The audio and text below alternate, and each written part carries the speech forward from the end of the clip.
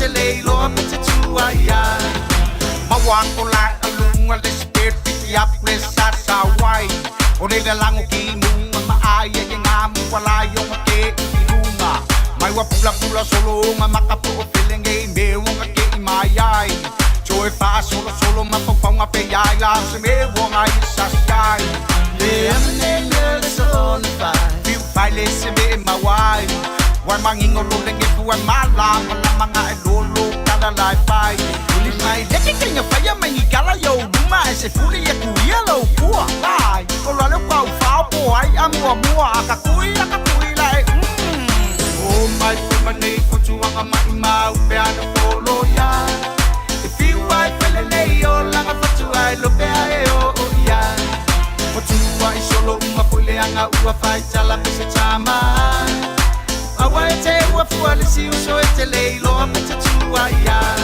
Wa tau e le la lo la Ma puti maruita Ta fiu te te te ai A le fa mamu mai Ta fiu te ai o ya tu Say to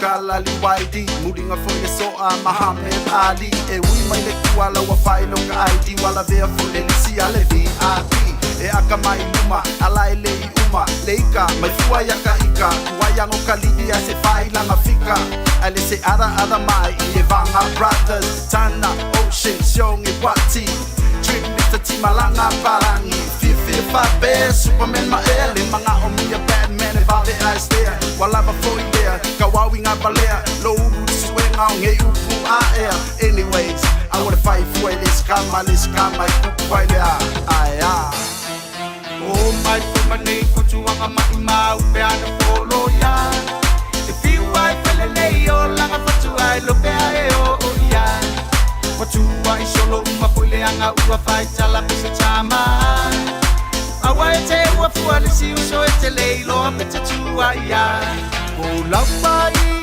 unga e te sanguia La fai no poi e te mapatia O lele o langa iai le leima leanga Vai o le yeso na faya Awa le so na faya O mai kumane kuchuanga mai mau Peana polo ya Leo langa fatu ai lo pea e o ia Watua isolo Mapule anga ua fai Tala pese chama Awa e te ua fuale si uso e te leilo a pete tua ia O mai kumane Kuchuanga mai mau Peana polo ya If you ai pele leo langa fatu ai lo pea e o ia Watua isolo Mapule anga ua fai Tala pese chama Awa e te ua fuale si uso e te leilo a pete tua ia Awa le so na faya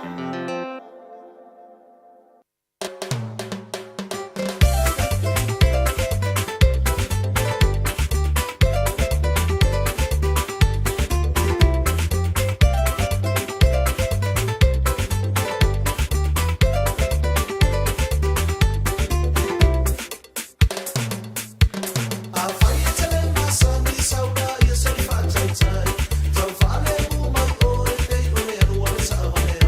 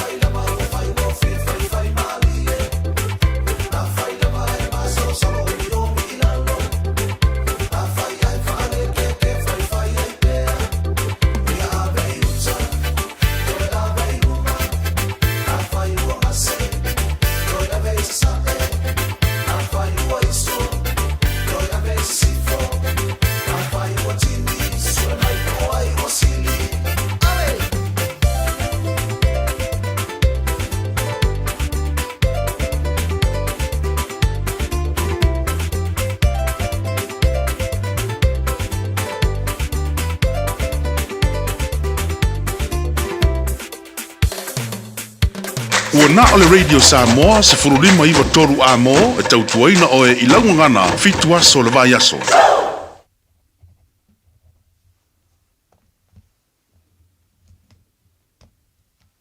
Talaflava o David Tua le nei o e whaafonga mai pei le Radio Samoa tasi lima i watolu a mo Samoa i amanuia le nei aso.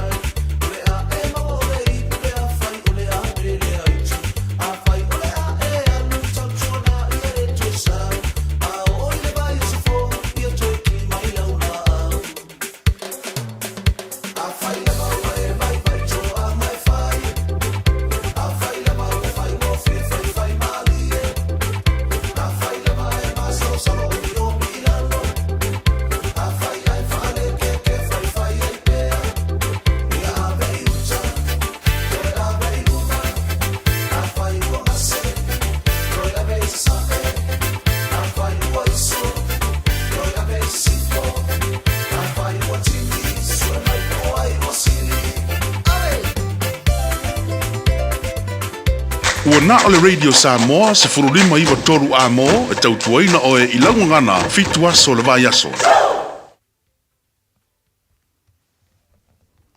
O le tae o manino ma le tae o tutoa. Le ala fai mai o Samoa ili nei tae o fau. Ile soifua manuia mai lo tātou utua.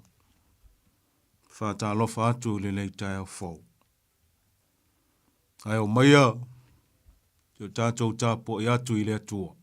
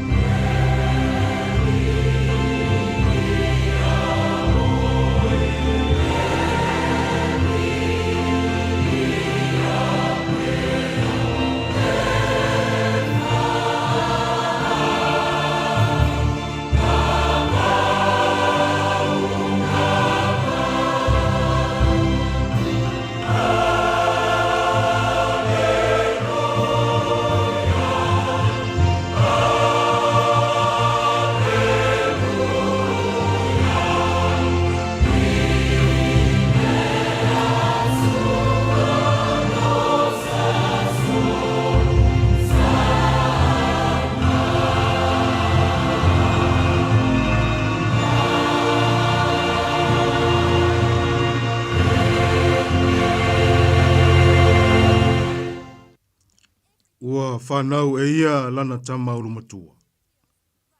Wia au ia te ia ile ie. Mwhata oto ia te ia ile whale o manu. Ua la tau te le ofi ile whale taliai mano. Io tātou te tāno mō le nganga pa ia. Wau ngā luenga mamana, mau wā venga ta mā. Wala ngona ai lo mātou whātou wā ai o luma. Wā o mātou mōri mau. O whātau nuina lau whina ngalo alofa. Ua e fia mai e liu tino tangata e ala i lo walu pele tō tasi. Ua le manuia o lau whanau. Ua tuina atu la mātou taulanga whawhetai. Mātou te vivi ma whamanuina lo suafa mamalu. Ai pa ngāle li e. Mātou te langona ina lo mātou mativa whale nganga. Ua whanau na watu o mātou loto. Ine awina ifo lo nganga e whatumu ina i mātou. Ne ia mamalu le sauninga ua whaia nei. Na ia mātou tāpua i la ua fio i le nganga ma le whamaoni. Ia iu me umalava mo le whasilisili ina o louvi inga e whamavau. Ono Yesu Keriso, wala tuai la mātou tatalo. Amene. Tātou pese i le pese ua saunia.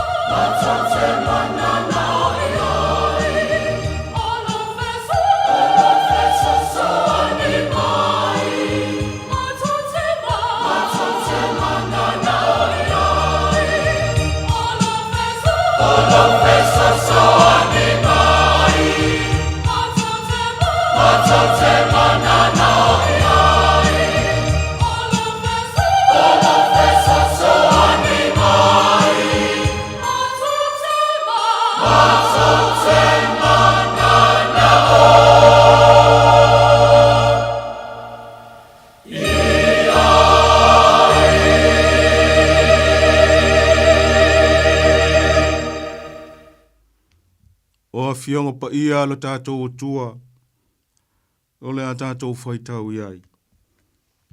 O le tusi filifilia o le leita e ao,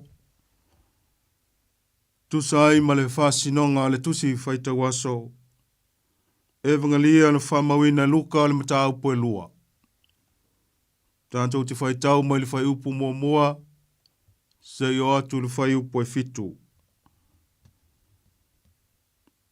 Whafonga ia le whetalai mai o le atua. Ia na fionga pa ia. Wasolava ia na o mai ai le polo inga e Kaisara au kuso, ia tūsia umai le lalolangi. Na whaia le nei rua i tūsinga i ona pō pule kurenio isuria. O umatu fo i lātou i tūsia, ai taitasi i lana lama ai. Waluane fo Iosefa mai Galileia, mai le aio Nasareta i utaia i le aio Tavita. Ua ingoa ia ia Peteleema. Wa ole ainga ia ma le ngafa o Tavita. Ia tūsia whatasi Maria le sa whawhautane ia te ia. O tō o ia, sa ia i la ua. Ona o lea i ona pō e whanau ai o ia. O whanau ai ia lana tamaulu matua. O ia au ia te ia ile ie. Ma whata oto ia te ia ile whale o manu. Ma ua la tau te le ofi le whale tali ai mano. Ia whamanuia te le mai le atua. Tātou whaitau ma whalongolongo ia na whiongo pa ia. Ia tu mau i le atua o lona vi inga e whamamau. O le vi inga o le atua, tātou te pepese ai.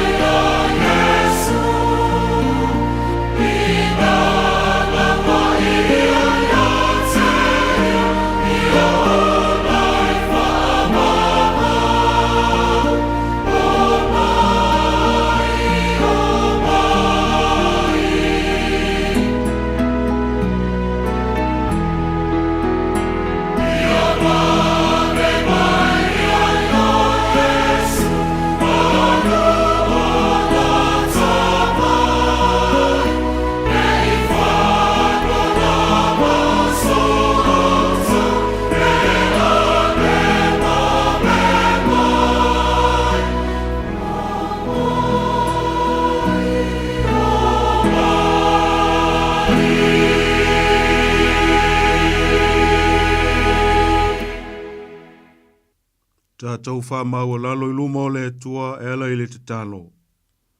Tātou wifo ma te talo i le atua. E mamalu, mapa ia oe lo mātou te mā. Ua o lou mamalu ma lou sili sili ese. Whauta ua tumu ai le langi ma le nei lalo langi. Ua ua whalia lau pule au au i mea umana e whaia. Ufalia foi va venga o lo wolofa tu noa. Le lava wa mātou mori mawai. O siri siri ese mea wa e whaia ta mā. Wa o tu vai mai. La mātou malanga i le nei aso tāua. O mātou whamanatu ina ai le soifo mai o lo walupele. A o lo mātou o lii ma lo mātou whaola. Whawhitai lo walofa tu no tele. Wa e sa ili mai ai le tangata na le iloa o no le angsala. O mawai au tangata au whamanianga ma le soifua manuia. Whawhitai te mā. O lo manuia lo watunu ma au tangata. Wa malu lo mātou wola i o wa awalofa. O lau taita inga saunga le mū. O manuia ai whaiva matiute ma le vala awina. O manuia o le ola. O mawhanawhana ai le soifua. O loa tunu. o le au mātutua ma le lātou tāpua inga. Whamanuina le ngā luenga whasoasoani o lo wanganga pa ia. Mātou te mawai le malolosi whale nganga. Ma whatupu ina lo mātou whātua tua ma le ola taritonu. Whawhetai e sirisili me uma, o le wa soifua mai le pepe o le kirisimasi. O lou soifua pa ia, na whanau ina le ola, na fo ina le ola, e ola ai tangata uma. E ala i lou maliu ma lou toi tū manu malo. Ia tū mau i le atua le vi inga e whamamau. O le whamanu ma le whanetanga, o le mamalu ma le pule au, o le mana ma le malosi malama. E tū mau i la wafio e whamamau. Mleli ie, le te malofa, ua mātou whamau lalo atu malo watu nuu. Te ia lofa mai whamangalo lo watu nuu. Ua umanino lama, lau sila whanga i mea uma ua mātou whaia ma ua mātou wanga salai. Ia vea lava le toto pa ia o keriso. E whama maina o mātou wanga sala. Ina ia mātou ilo atino ma le mautinoa. O i mātou lama o tangata ua whapa ia ina ma whama maina. Ia soifua ma mātou tūmawai la ua fio i aso uma. Le ta mao manuia. O lau ua fio lama e manuia i wha moe moenga uma o lau whanau. Ia vea le nei aso kirisimasi. Ua mātou whātā waina. Ni o ifo i o mātou loto lo wa lofa tūnoa. Ne whawaina ai o mātou o langa ma o mātou ainga. Le soifua matuma wai. Whamanuia lo watu no. Ma iona taitai whapea ona tangata. Ele ngata i Samoa. A so se vaenga o le lalolangi o au mawai.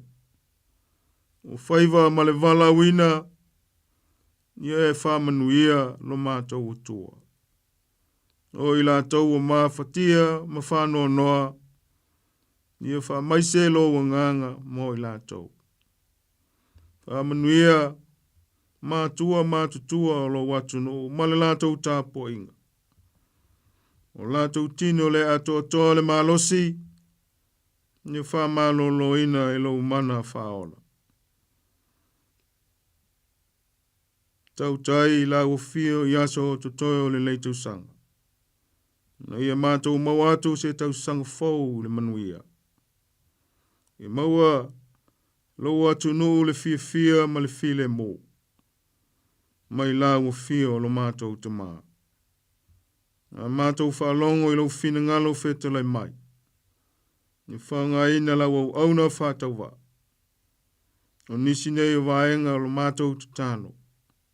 Patasi matatalo lilo i loto maanganga o lo watu no. Ni whaia mea uma mo lovi inga lo mātou o tua. Ono Yesu ke riso lo mātou wali i lo mātou whaola. Ua mātou te talo atua nei. Amene. O le vi inga o le atua o saunia. Oh,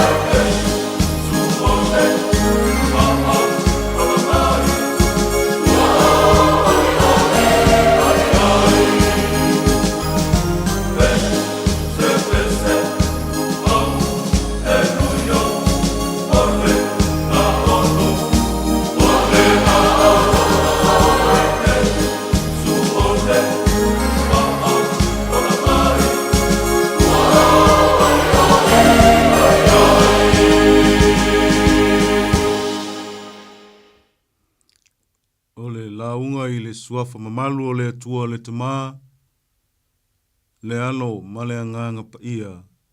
Amene. O maua le matua mai le evangali a luka, le matau poe lua. Aua o filifilia le whaiu poe ono ma le whaiu poe fitu. A whonga o te whaita wina. Sa iai ila ua. Ono o lea i ono po e whanau ai. Wa whanau e ia lana tama ulu matua. O ia au ia te ia ile ie. Ma whata oto ia te ia ile whale o manu. Wa la tau te le ofi ile whale e tali ai mano. O le manatu au tu sai ma le whasinonga le tusi whaita waso. Ma ua whanau Maria. And Mary Cape Peth. Iai le tāua o le so upu o le maa. And o lo a mata ai le manatu au tu. O lo whailo mai ai folanga le atua. O lea ua whātau nuina. Ele ngata ile whanau mai o Yesu Keriso lo na alo pele tōtasi.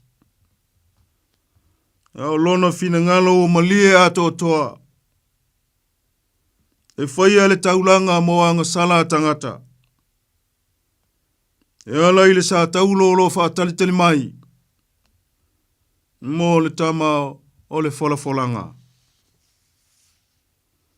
O le tala ile whanau mai o Yesu.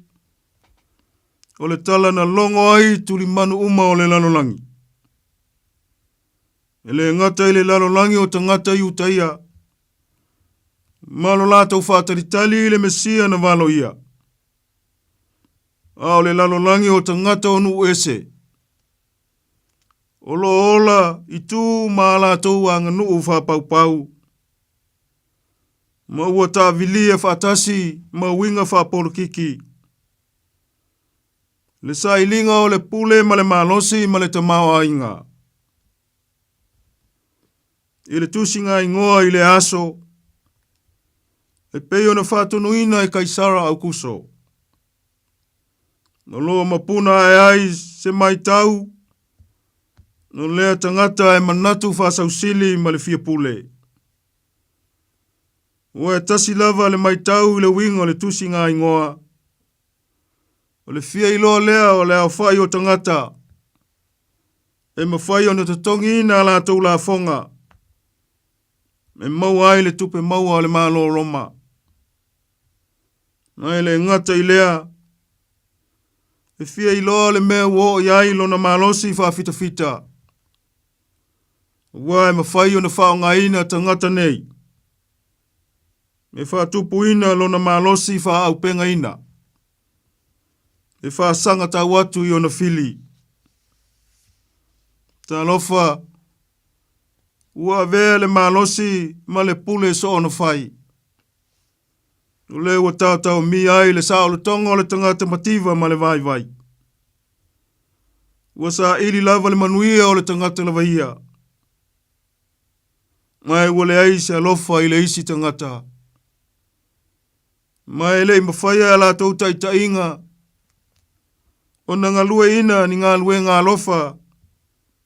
Mo tangata pua ngā tia ma le mawhatia.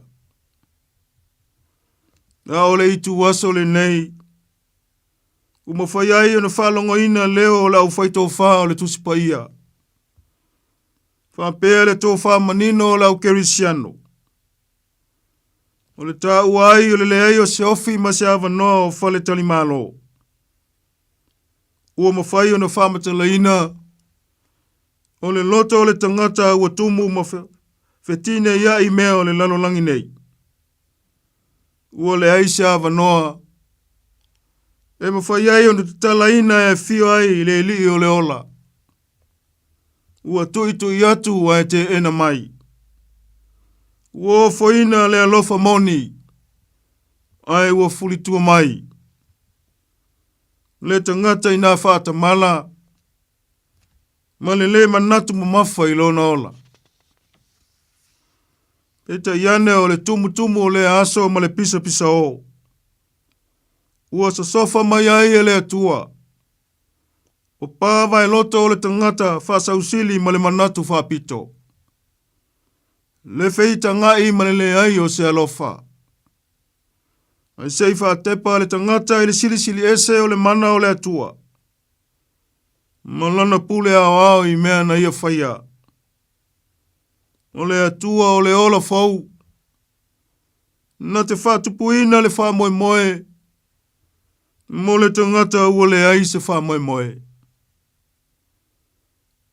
Ua fia mai le atua i le ala maulalo mo le file mu. Le whale o manu o whanau mai ai le pepe fau. Le tama o Yesu o lo awi le ie. O le whailonga o le malo le atua e whale anganga. Ai le whale tino. E le o le whaputu maa o mai mea o le tino e mawai atu. Ai awi i o tātou loto. Ma le whama o lalo i le li o Yesu. Ine ia fio. Ma nofo tu mau i o tātou wanganga. Na le mawhai lea se isi malo si ese o na lulu ina whawai. Na lo soifua whatua tua. Mala tātou au ananga i le tua. Wa o tātou manino na o Yesu Keriso. E mau ai manuia. E manuia ai lo ainga malau whanau. Samo ai. Me le whanau mai o Yesu. E tātou te mautino ai. Longa ngalue pea le atua e whamavau. O loa musu atu lona anganga. E whatonu ina lau soifua mo le tātou wola i melelei ao no whai. Waele finangalo Yesu. Ina ia whano le tangata i mai lei mga luenga o le tia Apollo. O le vaitau o le lenga ma le whamaulalo o le isi. O le aso le whamangalonga. O te tautino atu. E ese le tamau a inga o le tangata na te mau o le upu whamangalo. Ono le upu mai le atua. I whai ai tātou ma whaao ma tātou sāwa vali ai. O le ala leo le fio mai o Yesu malonu whanau mai. Whatuina lona malo. O lona malo le ai se ngata anga. Ua o le tangata e mawai atu o naso. O Yesu malona malo malonu finangalo lofa. E tu mau e whavavau. E le o le aso sili e ale nei ma le tae ao manui ale nei. Una o mea matango fie ma le lei tātou te whaia. O le aso e sasa ai le whao. Mantoe liu lau fina ngalo. Ina ia toto se fatu le lei. Ina ia tupu mai se moe fau. Ma se ola fau.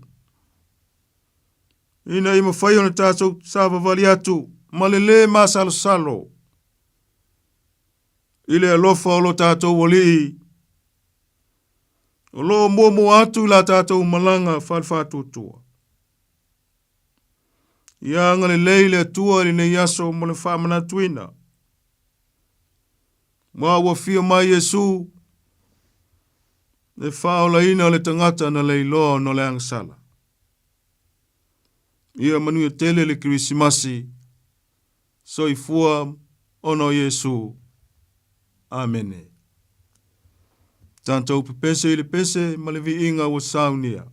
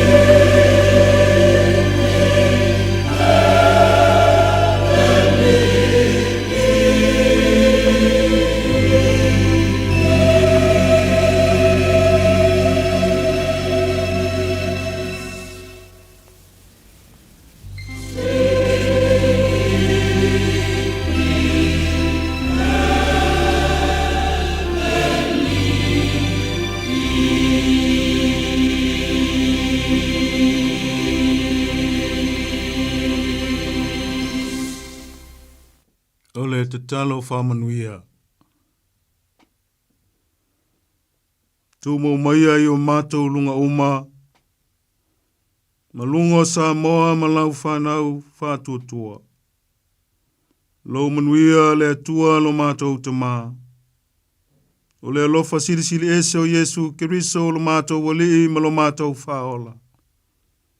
Tu maula mātou mafutanga ma lo wanganga pa ia. Ne mafutaina i mātou uma. Nei māso uma e whamamau. Amene.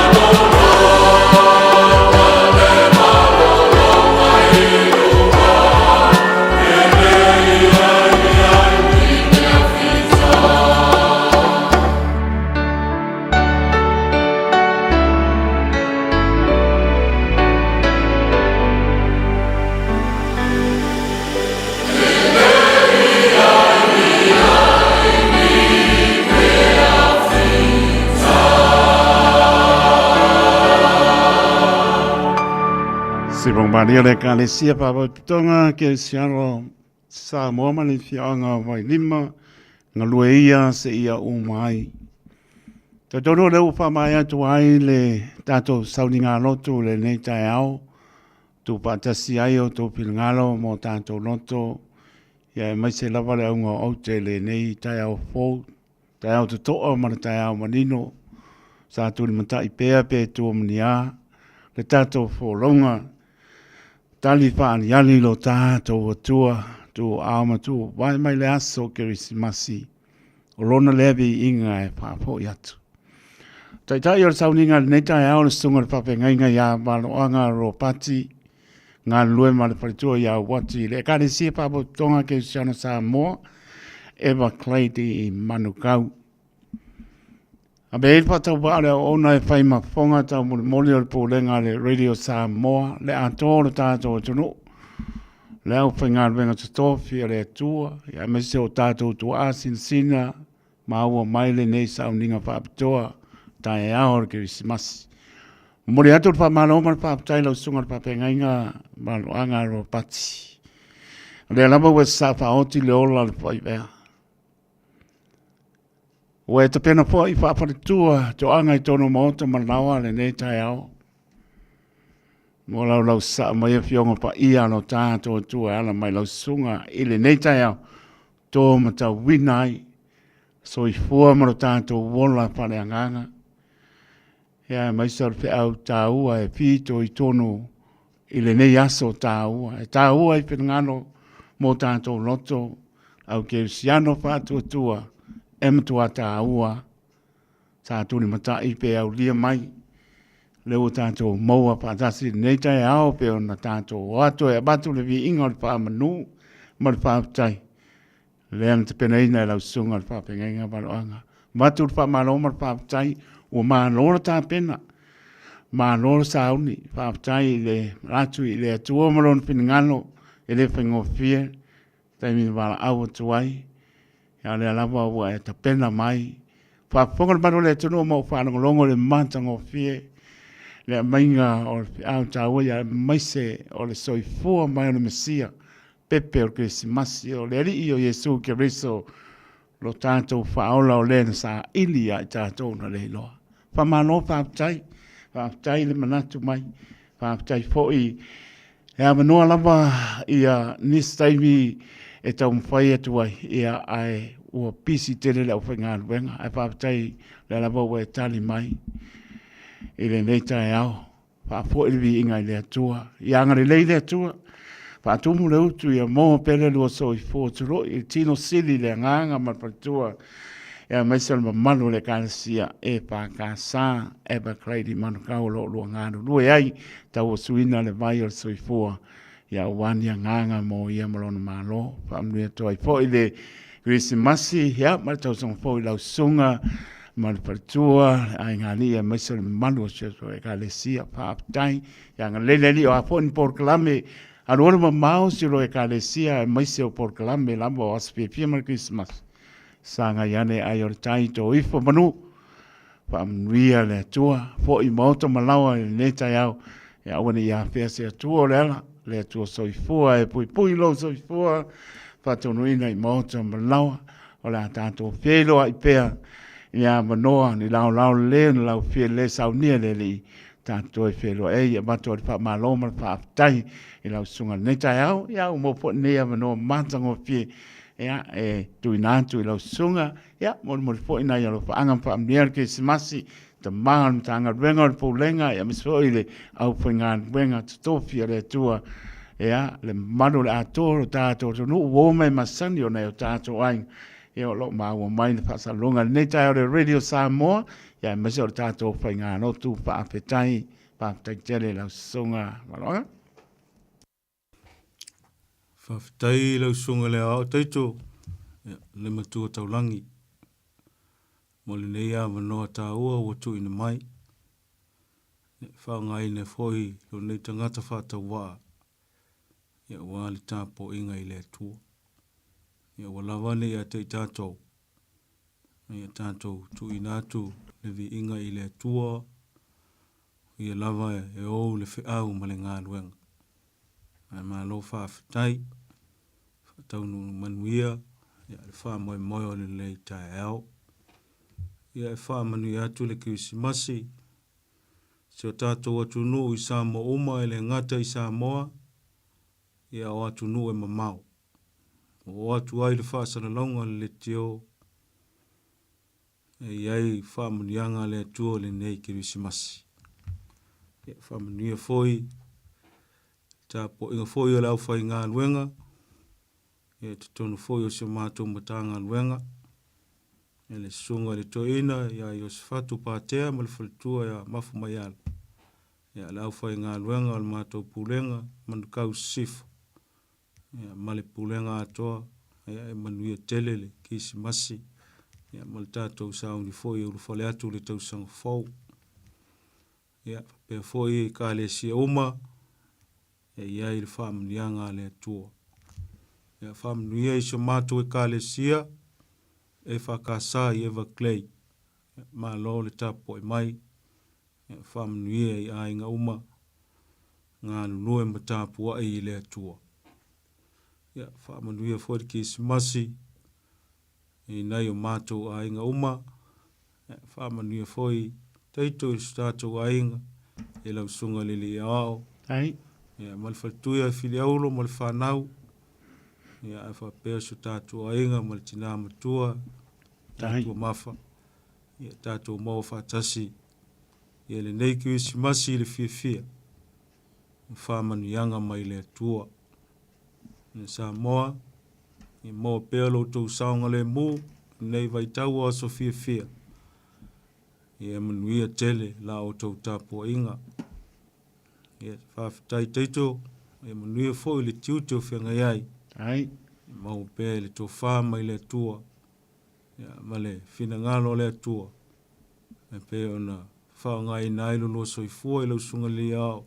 Ai lewa. Ia ngānu noe, i lai tua le tō vini.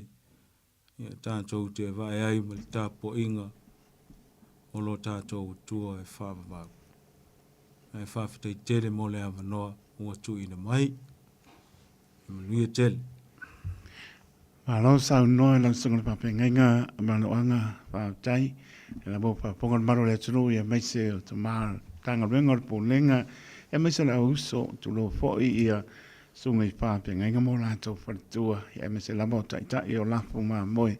Ia mo o iai ia pamnia por ki si masi ia mai so tanto wanga atu e toi tu lauri le tau sanga luo o luo fa tai fo mo pamnia ngai si o tanto tina ia to ma fa mai se le lo si o tanto ainga ia va pena po mo atu mo nga no fa e lo sunga pa penga ma lo anga ro pati ma tu ia wati le no fo alo ia mai se le anto si o lo e kanesia.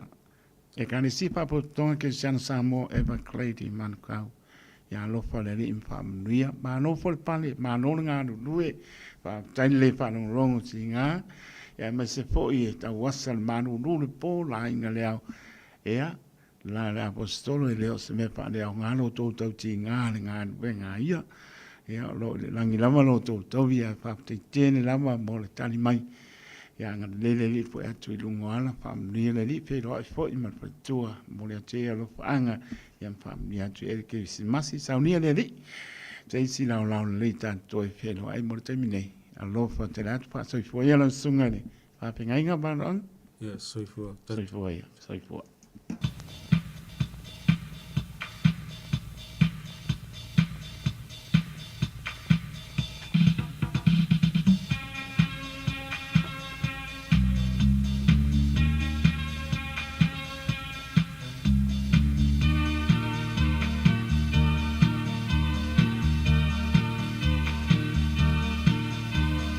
Joy to the world, the Lord be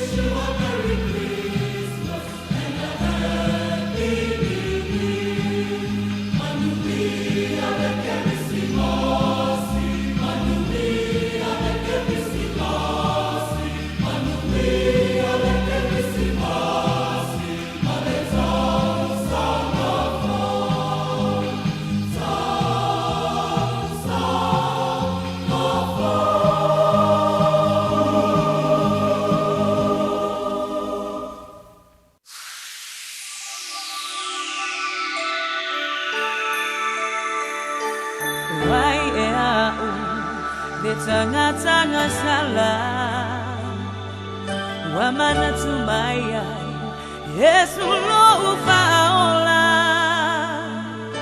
Kirisimasi Wa ulava lepa bongai Yesu lo umasai Tewa faafetai Wa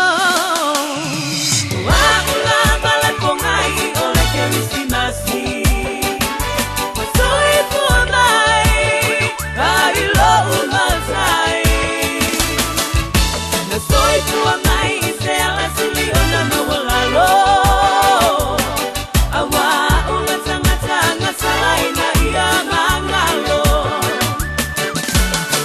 Yeah.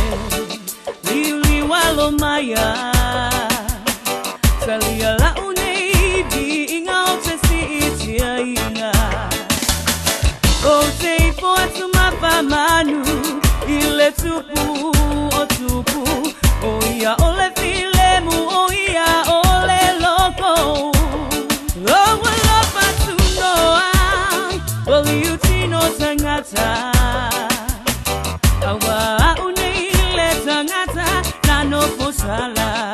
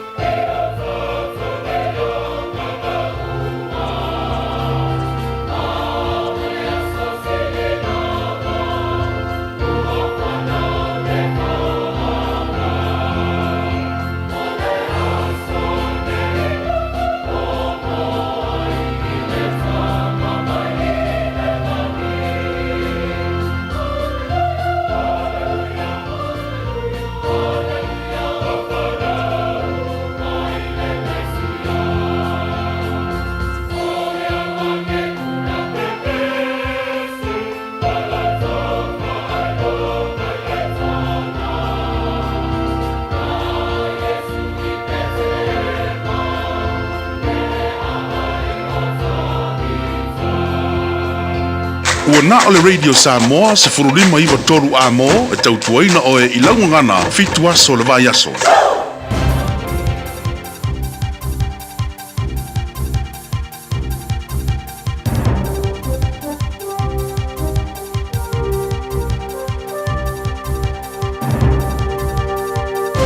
It's 7 a.m. I'm Scarlett Swetanovich. In this update, a Waikato woman who was allegedly carjacked by an escaped prisoner at Waikato Hospital last month says she's shocked it's happened again. Corrections is reviewing both cases after Damon Anderson was filmed shimmying down a pipe on Monday, reportedly from the 8th floor. Lachlan Rennie reports. The initial escape allegedly saw a prisoner assault 2 corrections officers before threatening Chloe Mather and stealing her car. She says she's disappointed after the first incident happened that someone's escaped again. Spring Hill Corrections Facility General Manager Scott Walker says they're looking at what changes can be made to operational processes once the reviews are complete. Police are still searching for a gunman after 2 people were shot in West Auckland. The incident happened in Hobsonville late Sunday night, and both victims were taken to the hospital with serious injuries. Police say the investigation is ongoing and no arrests have been made. They say both victims remain in hospital. There's a bit of disappointment among retailers over Christmas Eve, despite it being the busiest shopping day of the year. Worldline data reveals more than 600,000 transactions were recorded yesterday in the peak hour between midday to 1 p.m. Over 10,000 purchases occurred in the busiest minute and 179 in the peak second. Retail NZ's Carolyn Young says it's less than the peaks of the last 5 years. We were hoping for was to get a bit more of a boost for Christmas because this is such a critical time for retailers to build some spare cash for those difficult months. American Airlines is apologising to passengers for mass flight delays as thousands travel home on Christmas Eve. The carrier says the hour-long nationwide halt on flights was issued because of a vendor technology issue. It's posted to its social media platforms, apologising for the inconvenience caused by over 1,670 flight delays and 28 cancellations. CNN's aviation analyst Miles O'Brien says the software is crucially used by dispatchers to measure the weight, balance and fuel of a plane. It's not software that a passenger would ever see directly, but it clearly has a huge impact on their lives, and when it fails, the dominoes fall pretty quickly. Santa's bringing a mixed bag of weather to New Zealand this Christmas Day. Showers with heavy rain possible are forecast for the majority of the South Island, particularly the west coast. The top of the North Island will have a fine morning before showers pop up this afternoon. Met Service meteorologist Claire O'Connor says the lower North Island, Hawke's Bay and Marlborough will be the driest areas. Temperatures aren't too bad either, sort of the low 20s, but not the most sunny day. We are expecting a bit of cloud around. And to sport, the Breakers are hoping to deliver the Christmas present all of their fans are after. The Kiwi side struggled for form since returning from the last international window with no wins in 7 and will be desperate not to make it 8 in Hobart tonight when they take on the Tasmanian Jack Jumpers. Coach Patari Kopanen is confident the team can salvage something this season. As a group, we work hard. These guys, they come to the gym with the right mindset, and that's it. That's the only way. It's way too early to give up. Nobody's giving up. We are as a group, we know we're in the slump, but we are not that far away. Tip-off is at 8 p.m. Melbourne Cricket Ground curator Matt Page has provided some insight into how the pitch will behave in tomorrow's Boxing Day test between Australia and India. He says they've been happy with how it's done in the past couple of tests and feels there's no need to change anything. We've seen 3 fantastic test matches so far on 3 great pitches, so for us it's trying to do something similar to what we've done the last couple of years and create a thrilling contest. Liam Lawson's received the best Christmas present of all following confirmation of his spot in Red Bull's Formula One team for the 2025 season. Lawson's back home for the festive season, but will have to be on his best behaviour following his promotion to race alongside Max Verstappen. But the 22-year-old will allow himself one day to splash out. It's a very important role to be in. I want to be as ready as possible, so yeah, might have a cheat day, 1. I think that's fair. And many of the Silver Ferns will be training in between mince pies and present opening today, with a summer camp looming in the new year. With no Nations Cup in January, the New Zealand netball team will instead spend a week training with the New South Wales Swifts in Sydney. Skipper Amelia Ann Ignacio says she doesn't train on Christmas, but she's an outlier. I would say there's probably a big chunk of our girls that do, because I think you train in the morning and you get it done and then you just feel a bit better. I don't want to say you then go and earn your fee, but it does feel a bit better. You know, you kind of do feel like you earn it. And that's news and sport. I'm Scarlett Swetanovich. In sport, tennis, a major blow for the Women's ASB Classic. Kiwi Erin Routliffe and WTA World Finals winning partner Gabby Dabrowski have withdrawn from the doubles competition. Routliffe suffered a rib injury during the finals, which has failed to heal in time. In cricket, teenager Sam Constas has been confirmed to replace Nathan McSweeney at the top of Australia's batting order for the Boxing Day Test against India at the MCG. The 19-year-old will become Australia's youngest Test batting debutant since 1953. Constas says it's an amazing opportunity. Pat Cummins and the group have welcomed me in, so I feel like a family, and yeah, it's been awesome. A dream come true, and hopefully get to represent my country. Standout batter Travis Head is in doubt due to a minor quad injury, but coach Andrew McDonald is confident he will play. And in yachting, the Sydney to Hobart race record might not be the only thing broken this year, as the fleet has been told to brace for wild weather. That's sport. I'm Tony Doe. Hey, hey!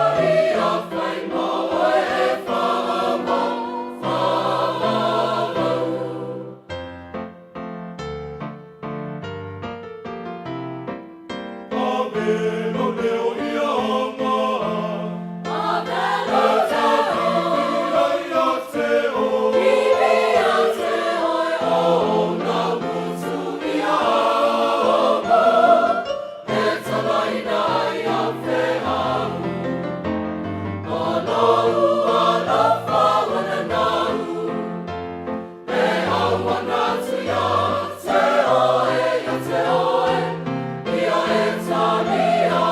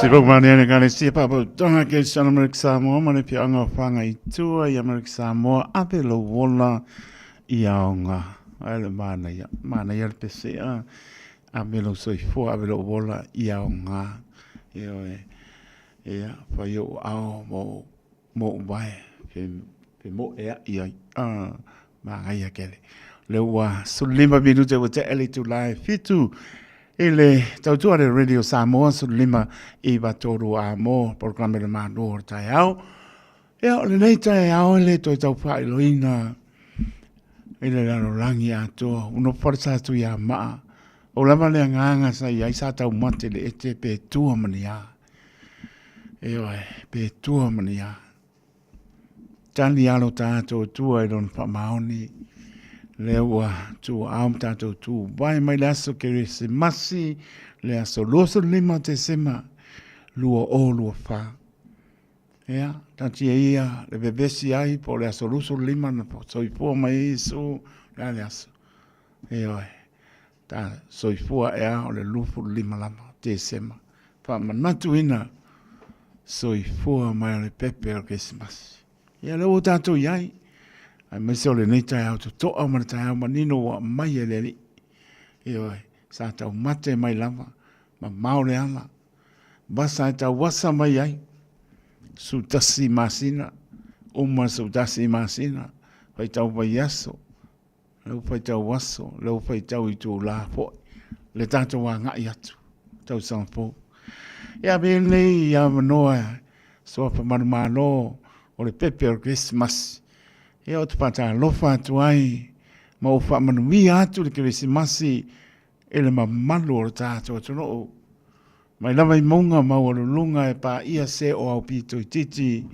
lai se na yo tua ta ma tu sin sina ta mam tina e oi tano whae ta wasa mai o tātou ai ma lor pane ma lor folau whaapatai le tua tātou whenua ai lungore nei ala leo. Tau mwhai atu ai e whaamnui atu le Christmasi. Tātou angai atu mora tau sangafo. I le alofa mananga leo le atua. Porowa pata alofa atua le pa e maulungore tātou tunu o lamba se o pito I titi, tā alofa lava. Manuia le Christmasi. Ia mese le tau sangafo tātou angai atu ai. Whaamtō leo whinga wenga tu tōwhia le atua I so stovine.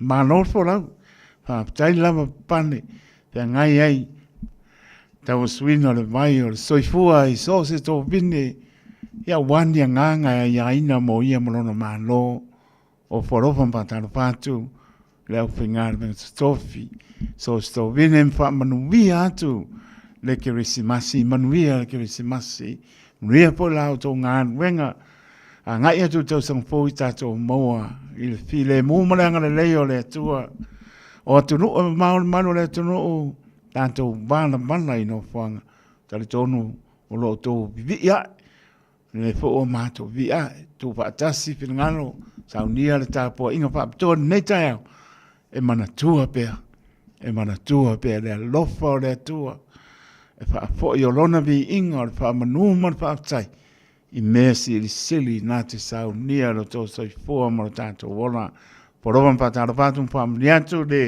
Grace Masi ma tau sangpo i atono e mamau, e le whangaro ina, whatau to lia i ngase original mano le tunu so se mota ngase mota malawa o fo lofa patalo patu a lofa atu pamni atu ke se masi ma lole on sai ia o fe ngai mati nga original ia fa malo longa le io to ti nga ia mo maros au nai mo ia maron pe ngano pamni atu ke se masi ila uso tulio lato fasalanga ave foi tu papino tinao tulio lato fasalanga ya o porovan pasalo pasu tau tu ale radio Samoa em famni atu ki si masi ya tau e wila no foanga wa pai ki si masi ai e a tonu e la ngona ina fa mo lalo i lumo neli e a masala mo po ya tu e fa nga ina lo to so i fu am la mo ia malon pilngalo lofa te lato lama nai panawiti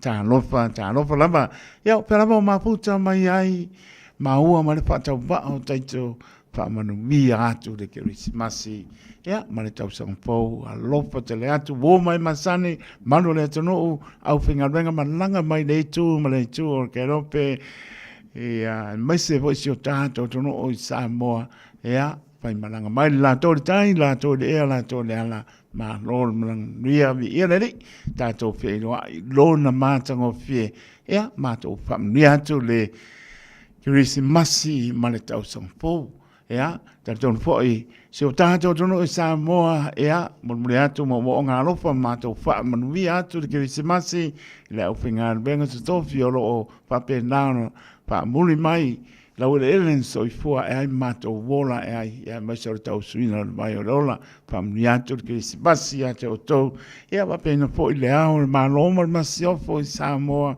pam niatu ki si masi pane mia ka peneta ma lo Samoa sui to fia le tuangai e mato pam niatu ki si basi e la tu le tau tua ane radio Samoa su lima i vatoru amo e o lamana yalom panau e a misfoi e fio anga mana fanga pamni at foi e ale Christmas is your mato no sa tu i maru filofi e a lofa te atu manuia mai se o lupe fa lele e a manuia lama Christmas pe foi fio anga o moenga mai lima e mai se la toro tato tuno e a manuia lama le Christmas male tau sang po pamniati ai la to i lungo le ape polinga miu a fa mosa fa tai a manuia Christmas ya pe ya sina leo ya manola ma fa tai le ngata leo o sina papa firo ya manola ma fa tai manuia mai ta to de lofo le li ka lo paise o china ya mane ptalenga la lauta wa sa pepe tuli via lava Christmas ya lo au mai Hinden Avenue i Melbourne lo fatelato mo original Christmas file mo mastau sang po fa tai mo fam nyanga trainga la lau tawa sa pepe tuli Caroline tuala pa lola wa pa tai ma lola ma mai ya mai la to Rita pune ma ainga pa pena po ya nima fala le vanga ya ma lola wa foi te mam tu e ale au pepe pilioane ma tu e sal masina ma no palo pa tai ma via la ma Christmas ya ma to sanga fo pena po ya loto TK ka lo fai lo mai mo mai o ya pa pena po le UP36 ya lo fa te la tu ma no la pa tai ya ma la to umala ba pai o misi so all pol la kor kupe asi leota ya manola molo maputa mai le fio anga ya bao lenga liwor kuspa ya wola ya manola pa tai lo fa tu motele sala pa na umang makpamui aku mesfoi ya polu a toro tato tunu ya mi yeneri manola pa tai na malanga malor folau seleni au mua ya manola pa tai i lau sunga ya manola Elizabeth Kwan ya manola pa tai ni Christmas pena foi so ke le lisi o kupe lau sau. E se tatango moa alo whai. Ke le mea alo forgisi masi. O le mwhainga. O le mwhainga. Harakala ia pusa o mea alo forgisi masi. Ea, pena po ia Marie Leota alo sio. Ea, pena po ia Tino Puni. Ea, alo lava pa mnia mai. Ele tautuha le Radio Samoa. Mai. Papai pamano, papai la lau, tau asa pepe tutui, papai pamano, tau tua turo, la sunga, taito, roto, ile nei aso matango Pierre Christmasi, pamnianga mole, paritua, ya kuin, yo aulo, we papai, kele lava, malo lava, papai, original lau, ea, se babako. Ole silpiel malo tato tru, to uma lava por clame, ainda to Mateo, ele momengi Samoa, te tonu por aso forile ai pa pe sauta to nisu le na rono winga winatu o lava o ni por kalame tampana batu mani news fo ie batu le ngala perota ni ya pa unga por kalame kaunga au winatu ia mane think a minute winatu ia mani se tato por kalame lava ia pata waina lava le ne yaso na soifua mai ai le pepe Christmas. Just think a minute. It could change everything.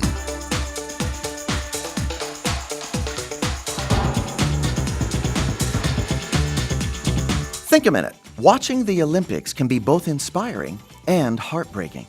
It's easy to get caught up with the thrill of victory, as well as the agony of defeat, especially when the world's greatest athletes, who have worked so hard their entire lives, lose by only a fraction of a second. Even with all their years of daily discipline and training, they still must finish well. Almost winning doesn't count. No one is rewarded and remembered for what they almost did. In the 2008 Beijing Olympics, both the U.S. men's and women's 400-meter relay teams learned this the hard way. They ran well for most of the race, but then right near the end, they dropped the baton. One of them, Tyson Gay, who was the 2007 world champion, in both the 200 and 100-meter dashes, left the Olympics empty-handed, with not even a single medal. He can tell you about the agony of not finishing well. In 2003, after 22 years of exploration, the Space Shuttle Columbia went on its 28th mission, this time with 7 astronauts on board. They were on a 16-day journey into space to conduct important experiments. Everything went well and they achieved their goals, so they were returning to Earth from their successful mission. Then, when they were just 16 minutes from landing, suddenly the Space Shuttle Columbia exploded, and only tiny pieces were left of what was once one of the most sophisticated machines and masterpieces of engineering in history. But the far greater tragedy was the sudden loss of those 7 brave and brilliant astronauts. They came so close, only 16 minutes from home, but they didn't make it. You see, it's not how you start, but how you finish that determines everything. In the most important matters of life and death, right and wrong, almost doesn't count. You have to finish well. If you let yourself be distracted or detoured, even just a little, it can end up destroying you. So won't you ask Jesus right now to take control of your heart and way of living every day for the rest of your life? He guarantees that if you truly live His way every day, with His help and power, you can be sure you will live well and finish well. Just think a minute. If you'd like a free CD of our top 40 programs, write to us on the internet at www.thinkaminute.com and catch us tomorrow at this same time when we stop and think a minute.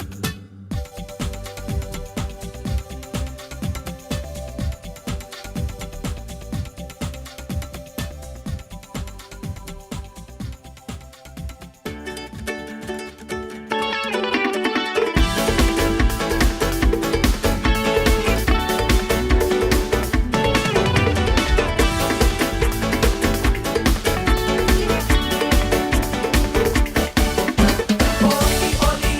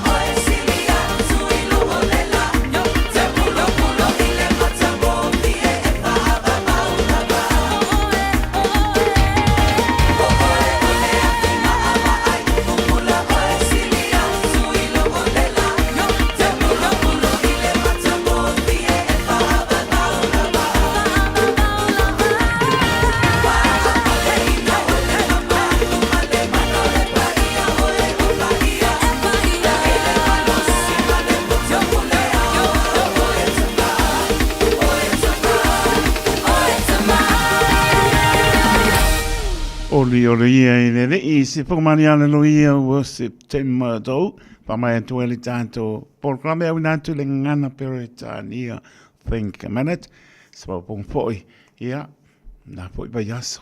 Ia. Pokai au foi. Ia. Whapongan maro rea tunu. Tele nui tau lo o mai ai. Ia. Nisi o lo whapongan maro rea tātou tunu. Lua sepuluh lima minute o na tāna o le tūlai malu. A intātou nisu mai Samoa. Ia. Kampai foi au nātu. Ia. Pai e leai. Ia, pa yaso le li po nga pa yaso pe umaras paraile. Anau talatu tato leina mo waso I for maro tato no. Toro pitu tasi lima I matoro numera. O ni ngalo tato email on the air at radiosamoa.co.nz. Ia malungole tato apia volinga malungole YouTube channel mo wale. Ya nawa manon tato linga malengang pa loro.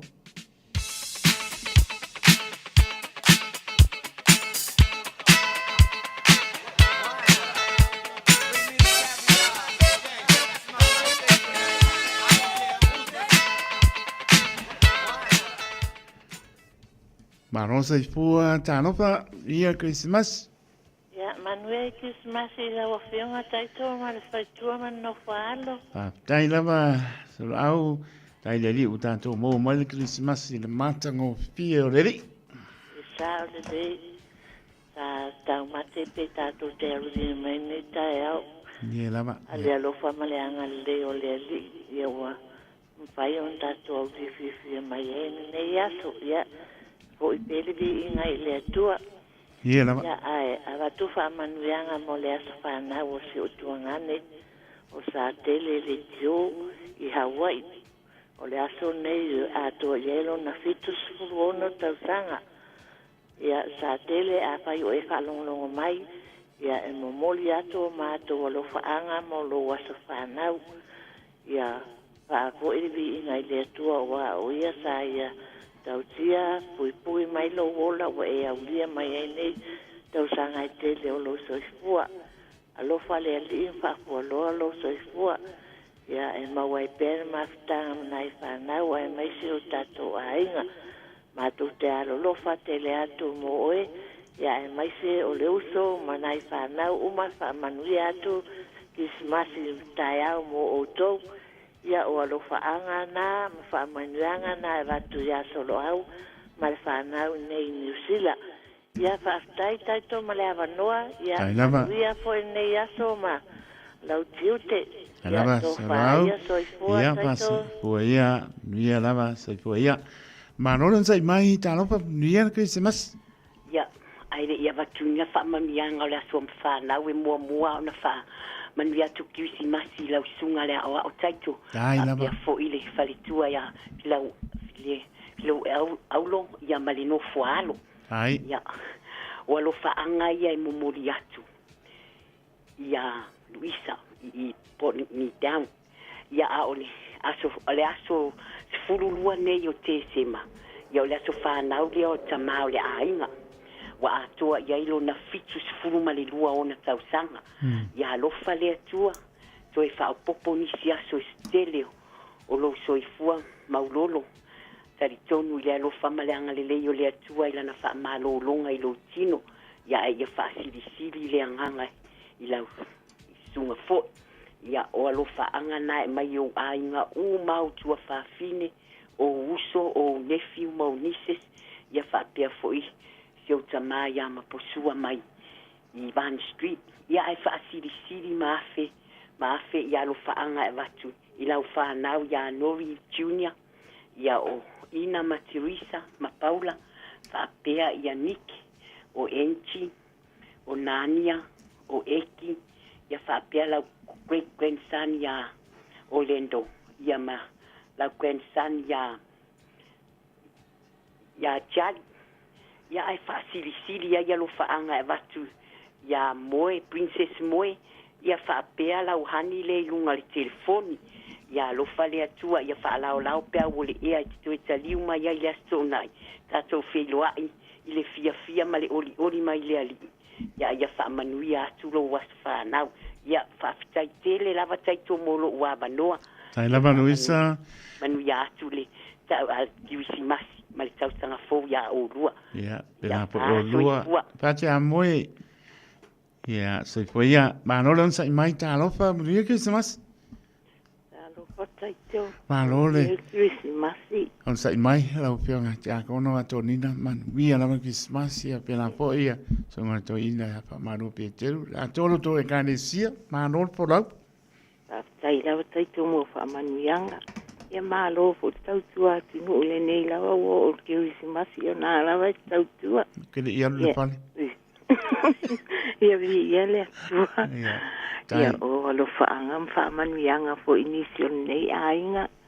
Fa manuia tule Christmas ma tau sanga fo ina ia ainga. Ia mai se fo le asfa nau. Au lia mal manuia mai le sunga ia I inga tuli. Nei le so Rona so whanau, ia I inga whamanuia te le lawa le atua I lo was whanau, ia lo whangia le atua sang fuwai teal, le maalosi le tino le loto le mawhau ai sili le anganga, e au na ingo tau tua, I a inga o nuu ai maise na ngā lue ngā le atua, mātou te ala lo whatele lawa mo lau sunga I inga, ia manuia tele lo was whanau le aso, Alo fatu malia lenga oi marita mal whanau. Ia whapea fo I tāni elu matas mas whanau. Ai mai se sola. Ai whasipsili alo whaanga o ato nina mo oe. Ia manuia lua ainga. Wha manuia atu fo I tiwi si masi. Ai mai se fo I se tasi o whanau. Taito whamon mole. Sanoa. Lea li I lea o tiunia voi. O nei lea so wa ato I eino na lua sifuru ma le iwa o ntausanga. Ia tiunia. Ia whamanuia atu le atua lo was whanau, tan fua I pēle mālosi ia te oe au wālawan, se anga iei mo se au mga luenga. Wāle tau singa o sio wāinga, ia alofa fo I sio tina I ara sela, ia e maisina I o tō whāpine ma o uso, ia alofa tele atu maliela ngā oi marita mal whanau, whapea fo I tāni elu matas mas whanau, o sola mo oe, ai whasilsili alo whaanga o ato nina, ia manuia lawal tātou, ia ele nei atinu, ia ai mai se fōli kiwisi masi u tātou au lia. Ia maua fo I stausanga fōu fia, o lo whaanga na ele mawai mo oe tiu niamisi au ainga. Taito, alo whaatu, ia nei lea su kiwisi masi wa taunga maro lo a naisenga lua lao. Whaatai fō I wa mawai lea vanua e watoi mato alo whaanga. Whapea au ele I, o le fitu lima nge o I inga a. Ngalu futa. Alo pa tele asi atuni. Ane se wapa I inga male. Pare tua, pare tausi, mali po la ua. Ia vespo e mali ele ngaoi, pare tua ia rita male. No fuana, pesta mo.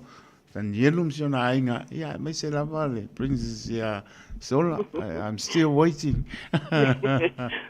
Ia ila watai tu mo whamani anga.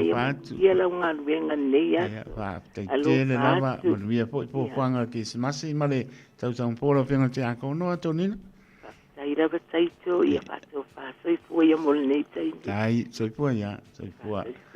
Ma rolon sai mai, tā lopa manuia le Christmas.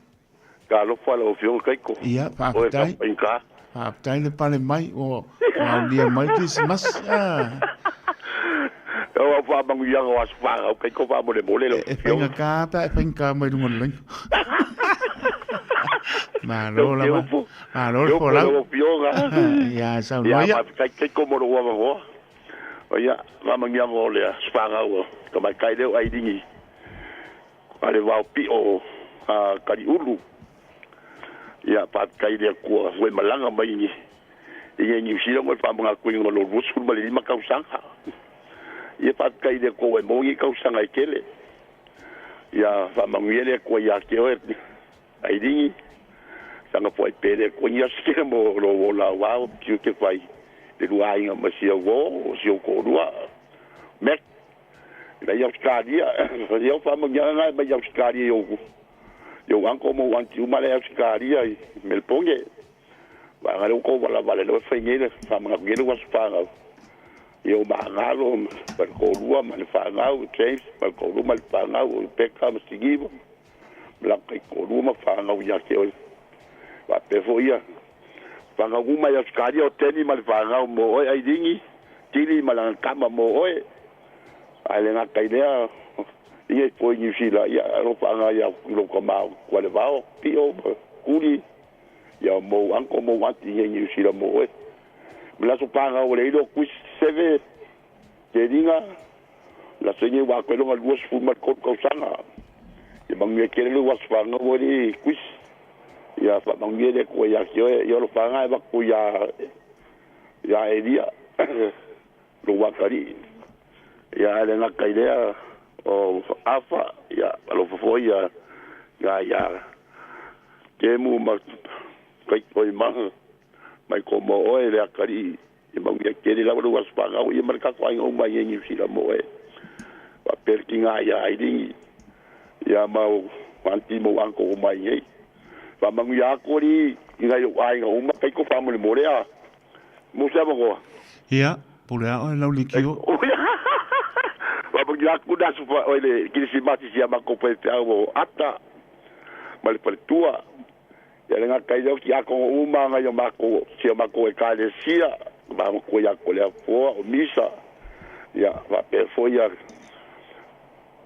ya so foi o ya ma ko fai au livi tone mal ko lua mal fangau ya le ile fai awa o bol makwe kale sia ya suhira kirisimasi la pea mako e kale sia uma yo tau ole o aku ye la ko swa fa ya fa mang ya kur kirisimasi ya ko uma la mi vol kirisimasi yo mako ainga so ko pinye le uma ko fa kirisimasi ye yo lingam sia kama ye New Zealand ye lo pa ko ya vidiamu vai sa mo yo mako fa kirisimasi ye ya e po makeo na kaya mako ai uma la ke ro pele makaya ko kere o ko ia mo kere ki si ba se ka ko ai sa riu ai sa ko loa mai ai sa ki oa o pa ke da kwa makaya si bo ko mai di mal pa nga bo le si ba ye ka ko bo si ki si mas fia ye mas ka usa ngo fo mang ye le lo fo le ko ai ko mang ye le ka usa ki si ba pena po makaya si mai ni ko fio nga ma ya pa foi ya kwa ya mango fuaro si o kinga tai lava manu ya po pa ngi ya so lo kiu ke ya pa ta si le di ma oi kai ko tai makaya si pa so fo ya ya pa ke mo mai tanto so fo pa mo le manu ye Krismasi ya fa sal fa tu lo shumale o tai to tai lava ma lo pa le mai fa tai ma lo ngalu lui tai at po il nei tau sanga ia vi ia le li wa uli ne Krismasi ma lia lava ai fa tai mo lo wa no io le amanianga la fa na le li le sakali wa to sul limon tau sanga vi ia lava le tua e le titi nei tau sanga e wis tau singa ma tua e ana le se noa le apel peleina e le li io le olo ni mai titi ia o pene ele o maua ni tau sanga ai bi ia ile tua ia sakali o sulun tau sanga o tangata matua ia to anga le lotu la nga sa ia ma fai ne tau na fai after fu fai ina manuele o nga foi ni tau sanga a o lo fa ngai o mai i le fa nau mai Samoa fai se au ia korseta malia i fale a lupo ia leo solo tama ia lo fa mai molo was fa nau i fa pena fo ia le si fai se au i Melbourne leo solo tama ia fai mata se malta vita leo ma mai fai malo longa leo i nei mal fa nau fa tai le tu leo tato ma puta ia o lo ke ni fo i mal fa nau ia o lo tu pino lo tama o asenati ta vita ia silina lo fai lo tina maluta ma ia te oi o so fo ima mo tu fa fine ia o ainga uma lo tama sale au savai ia fusi sa pata o i le au va ia ainga na lo tama ia ma sau savai ia silia na lo fale ia le nana le lunga le telefoni ia manuia la vale Krismasi taito. Ai lava. manuia foi siu tō wāinga, siu tua a, ia. Manuia Krismasi whaatai le atua o tere ni tau sanga o poi mai boa. Tātou mau ai foi ne Krismasi le manuia. Moni lava, ia manuia lava Krismasi mo pofuanga mo ni ia. Tātou tonu atu le ungon ne tau sanga pe a fina ngalo ai le atua. Manuia tele lava toi taimi o lau ngā luenga nei aso taito alo whaatu. Whaatu, whaasai fuia. Fuia. Ma lo la balang sai mai manuia Christmas. Manuia Christmas taito, ma lo la. Tai lava. Ma lo ponon sai mai. Mo ta benoa. Habo o wili atu se ia ufa manuia tula se whanau pura se fuo se usolo a ia Marietta. Pai, yo langa kei wala su. Petai. Marietta po whanau. Ole ringa ngā o lo suafa o po whanau. Ia le aso nei na e whanau mai ai tulo. E soifua mai wali masu whatau sanga. O lo soifua. Ia manuia lo wasu soifua kista. Wa se i saipe e se avanoe manava o soa kuai. Sinta kala. Ai manuia lo wasu whanau. Whaftai mea malava o lo e whaia museo tātou sina.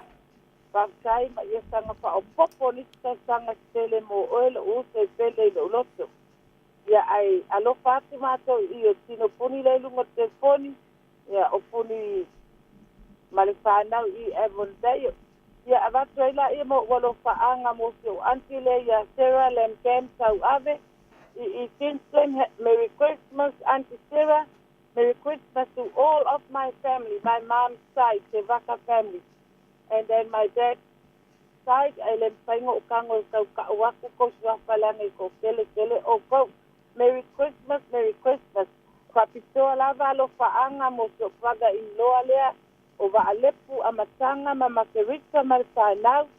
Ia ona yo tatu te aso na imoa moa ai to tele tali waku mo Australia. Tepo ka amau tuwai. Anga leile tua mo o tau. Ia le brother. Ia foi malanga patasi male atua. Ia mau patasi male atua i la tuli o lea o tau pai malanga tuwai. O lo alo fatu ma ua nei, o se o uso lea ia waupun matani, ma ua malifānau mo oe, ia patai tele lava ia taise mo lava noa. O le wo se kinga le pula pongo lo ki trai, o kalanoa. Tai. Ia lava le Christmasi, pa pesta sanga pouman, ia. Pena po i o lua. No whala lopu tele atu la soifua pa toa ia Marietta, manuia lo na lupu tas. La lava, wabaku aso, la e whaalongolongo mai apa e mai o ake eke ku mai ai lo waso whaangai. Petai. O la wo le lungo ke fogo taito o yo le. O le le kio a la nga. Ia, o le lei ai manuia. Christmasi alo fat. Ia soifua ia.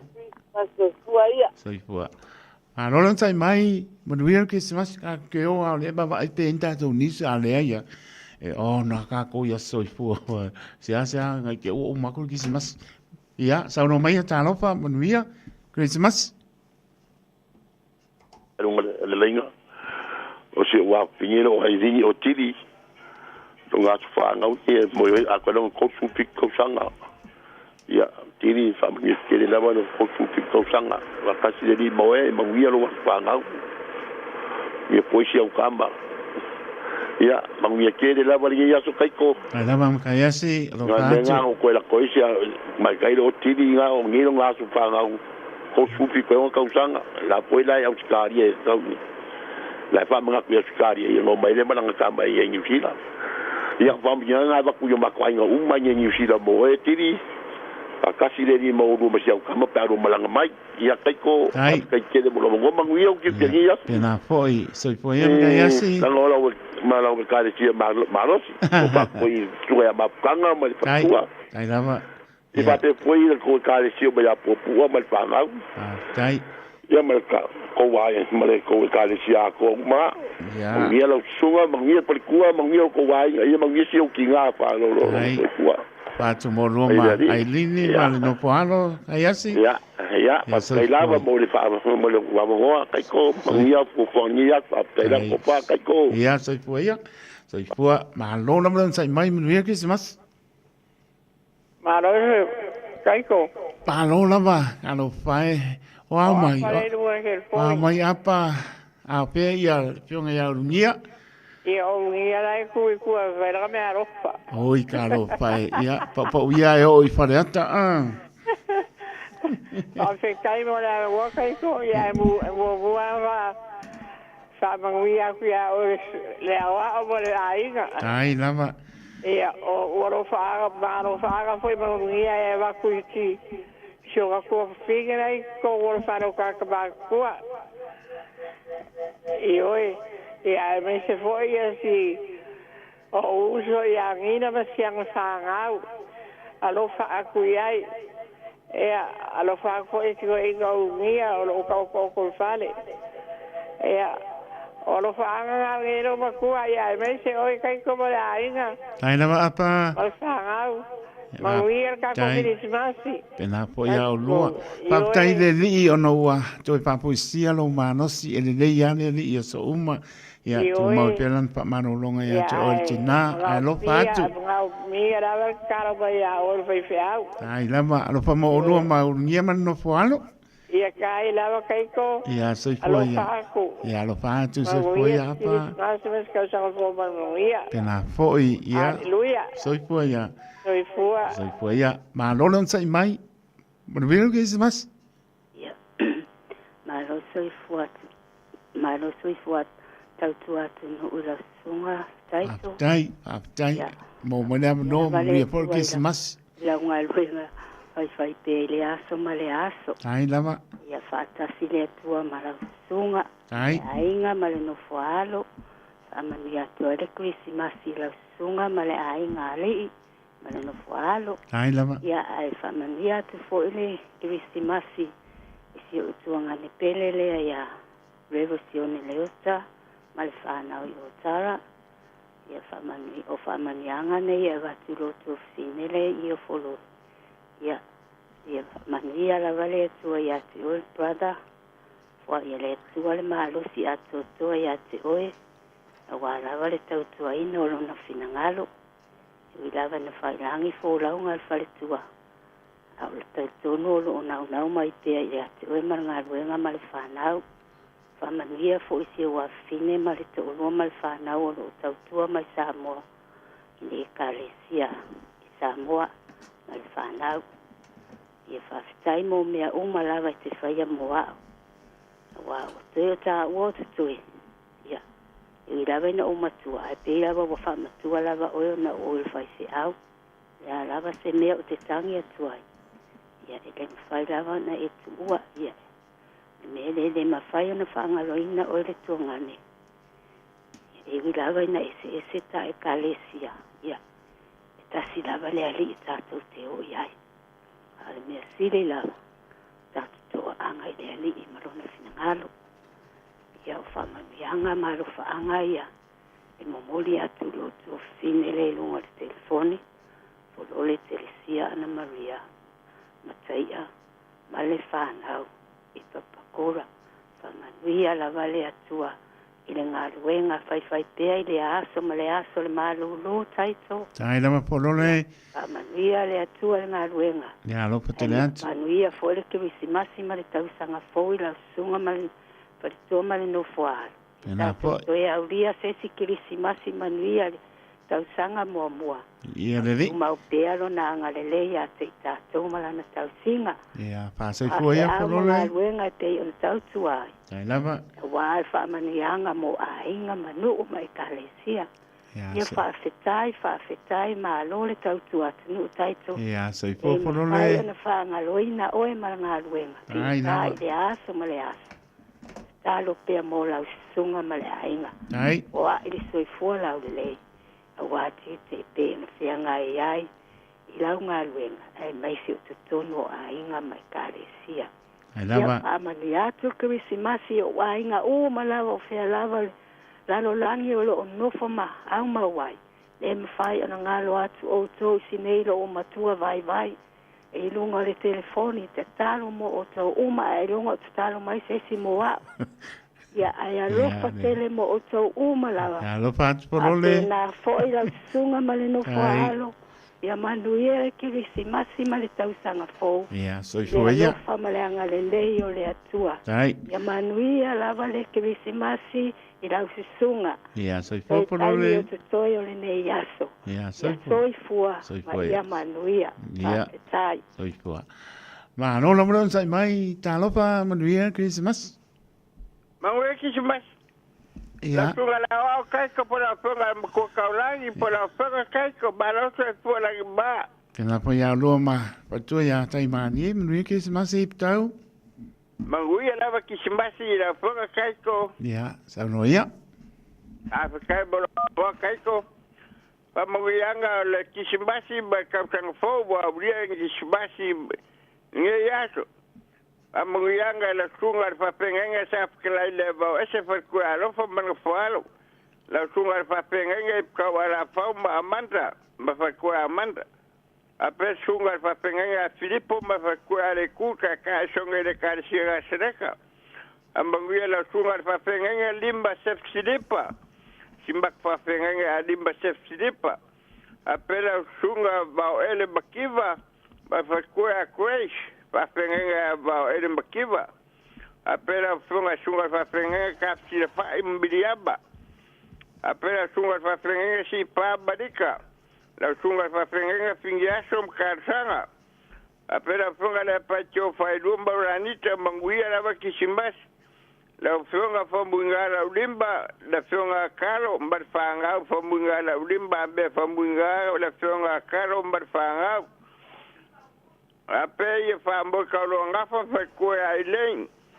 ape kang vasa basi fa ko ka badi levai ape ka badi ka mangai mbape ka manguia ra kisimbasi ba ka ho ape fa ka balevai ka badi fo pa mbape pe manguia ra kisimbasi da sunga ra ka badi fo pa bala tai polo mba fa ko ba ila ka mba fa ko kuingi manguia kisimbasi pero lo galiso ka ambahana mboa makinga bakua ya vaenga manguia na bakisimbasi ya kinga bakua vaenga apeya le au pepe yoange masana basinga manguia na bakisimbasi apeya kofila upu tongia manguia kisimbasi apeya kofi kuimbao karsa belolosi manguia kisimbasi ape kinga bakua ya falfangi manguia kisimbasi ya kinga bakua falfangi ape kaba bakua ya vaipua manguia lava kisimbasi ape de au malili manguia kisimbasi de au mal farkua alili ape le balumbengi de balse engi mal farkua asia ape la funga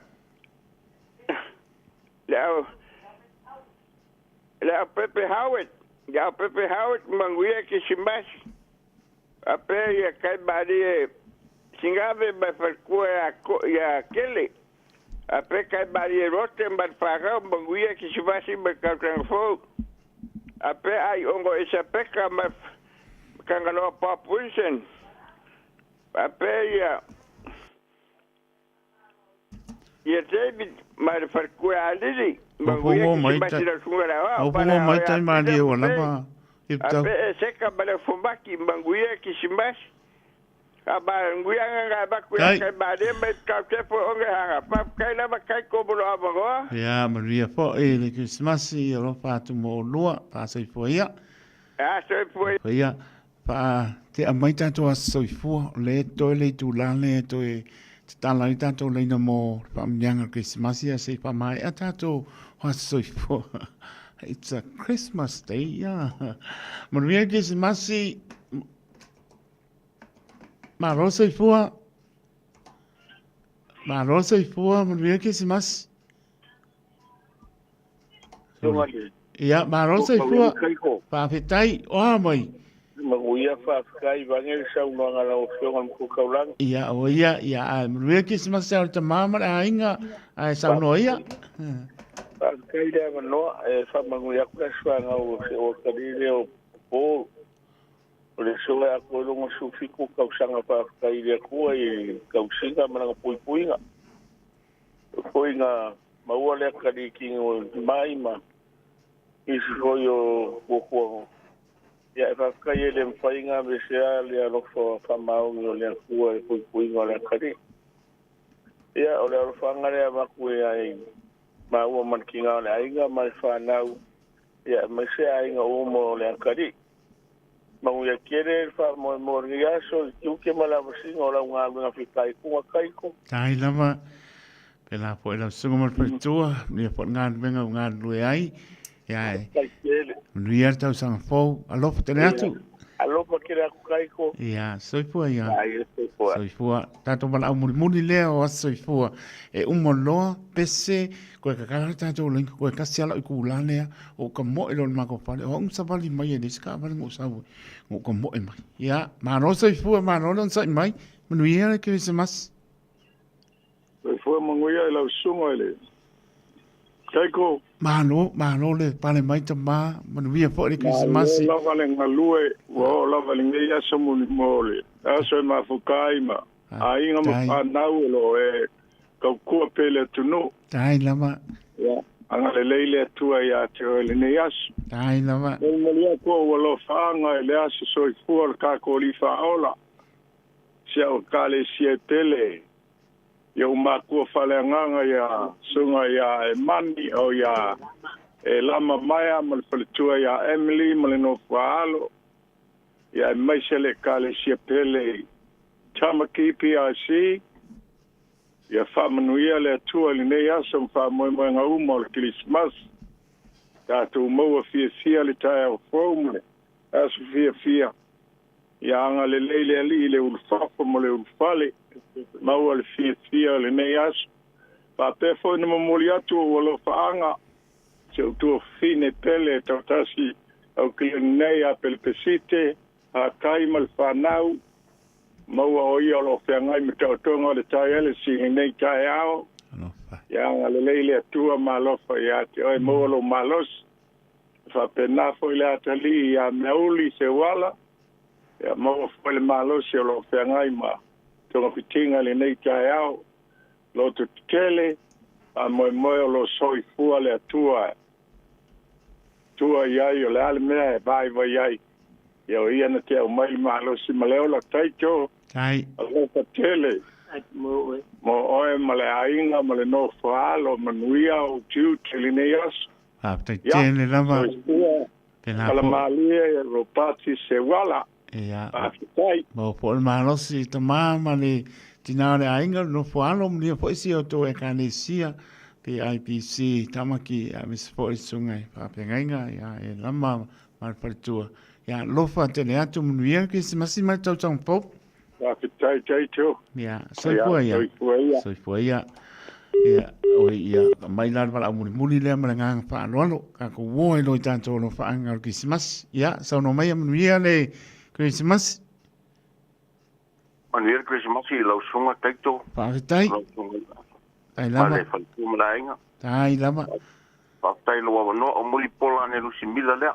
Alo pai lo sunga le ia o ia mar pertua famni atu de Krismasi la sunga le o mar pertua mar falo ia mesfo I ma tu fa le nganga sunga to ina ia talia pa le au mar pertua ia pelo inga ia mesele a to si to e ka de si maros manreu e pa casa Pai la vela sunga fa tai mo lo wa no le nei tai au o te fia fa man mia foi le io ma tu fa le nganga e na sa no elo sunga la au ia talia te pale ama le tina ia felo inga fa pe fo I mal no fala me se fo ile sunga le faya onga ia ta fatolu male fale tu ia one ia me se fo ile nei a inga lotu mai la mana yo mato tua se yo la me se o pito tit yo la fainga me fa au no fo inga ma fa tua ma inga o te fifa mani tu le Krismasi I se o tu fina tua ia lo fitu au talanga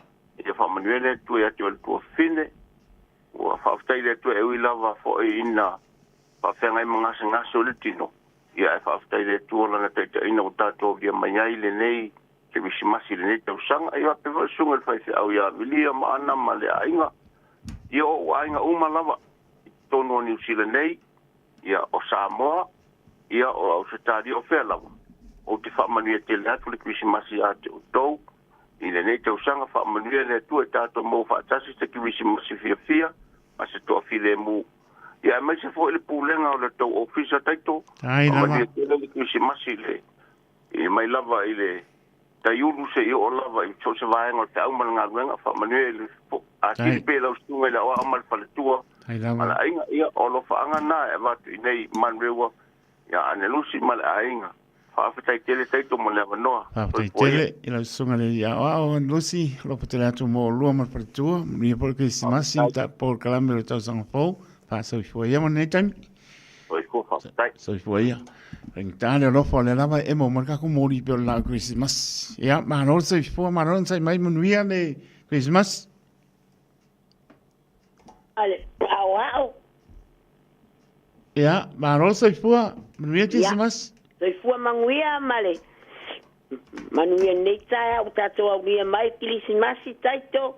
O la soifua a taimari e? Yo e la soifua ka kori whaola. O ia, sauno ia. Ia, la lakuloa papa aveloa au whamungianga o Krismasi. Ia, whamungia kumua ia oe kaiko male parikua ia ma ngofoa alo. Ia, whape foi unga o whamakuaku. Whamang ia kuri Krismasi mele kausanga fōu isi au whangau ia malae ia ma kai maalie Samuelu mal whangau pape fōi ngō whamang ia kuri Krismasi ia tai maalie pira ma si ainiu male whanau pape fōi tina matua ia vainga mahana mal whanau o ainga uma ingeile ingi usila Whamangu ia kuri Krismasi ma le kausang fōu ia ke o kou ele i o le kausang fōu ia ai whamangu ia pēr pēr kusai me le singa le kua ka kou au lia kausang fōu ia whamangu ia kusau sa kau kule whanga so se ngā ngai fōu ia sa whaatoa whase elam ma ta whaa ta whanga manu ia Papea foi le tu malo a toa lava. Pa manuia le Krismasi ia te o tau uma lava. Ia manuia le Krismasi. Pa mnianga ngā waku nge ia e pukau makai maalia e taito. Ia manuia foi le Krismasi. Ia patai lava mo lo wava noa. Tai maalia mai tau i soifua ia. Soifua ia. Soifua ia. E longa i longa o manino atu la ufai atu po o langona mai whaamaulano atu. Mai a mai tātou aso soifua. Ea ona toi te tala leo le tātou leina o whaamnianga o Krismas. Marangang whaanolo o soifua le kau whaamai atu marangang whaanolo leo tu watua lea manoa. Ona le tele o porkame ia ua whaata oto. Ea mani whaata nunga al mato o pule. Ea whaanu pēr porkame tauna anu. Ea i bala au ia lua. Mano soifua maria Krismas. Kai ko whaamole mole la wala o fionga. Ia, ka yasi. Yo pa yaso ka ka ya o e i kai. Ia, sa. Ai ngole ai lol ma boenga e a mi le inga e ke. Ka ko fia Krismas ia ka yasi. Ai fia ba ka ngale mo kwa mi dia kwa ka li be lo fio. Pa petai. Ka pa se lo kwa lo fio. Wa o ma ngianga sho ka male i ka kulanga wa. Ia, sa no e ka yasi. Ka fil pepe lo ia fa o. Alo pai ska. Skaka maia, pepe alopa atu mo olua malpatua. Ma alopa. Ma alopa, ia. Ui nga mga mafakia o i maiurtino, ia. Ku ile kua o ngase.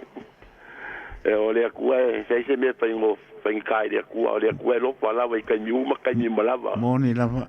Kalo le kua ia, koe sosoangi aku ia ki o le kama. Ia ka uru o ngā lopa, fo ilo malo si a wao, ki o ke whai le ainga, ele ngā kai lola o ka le si a.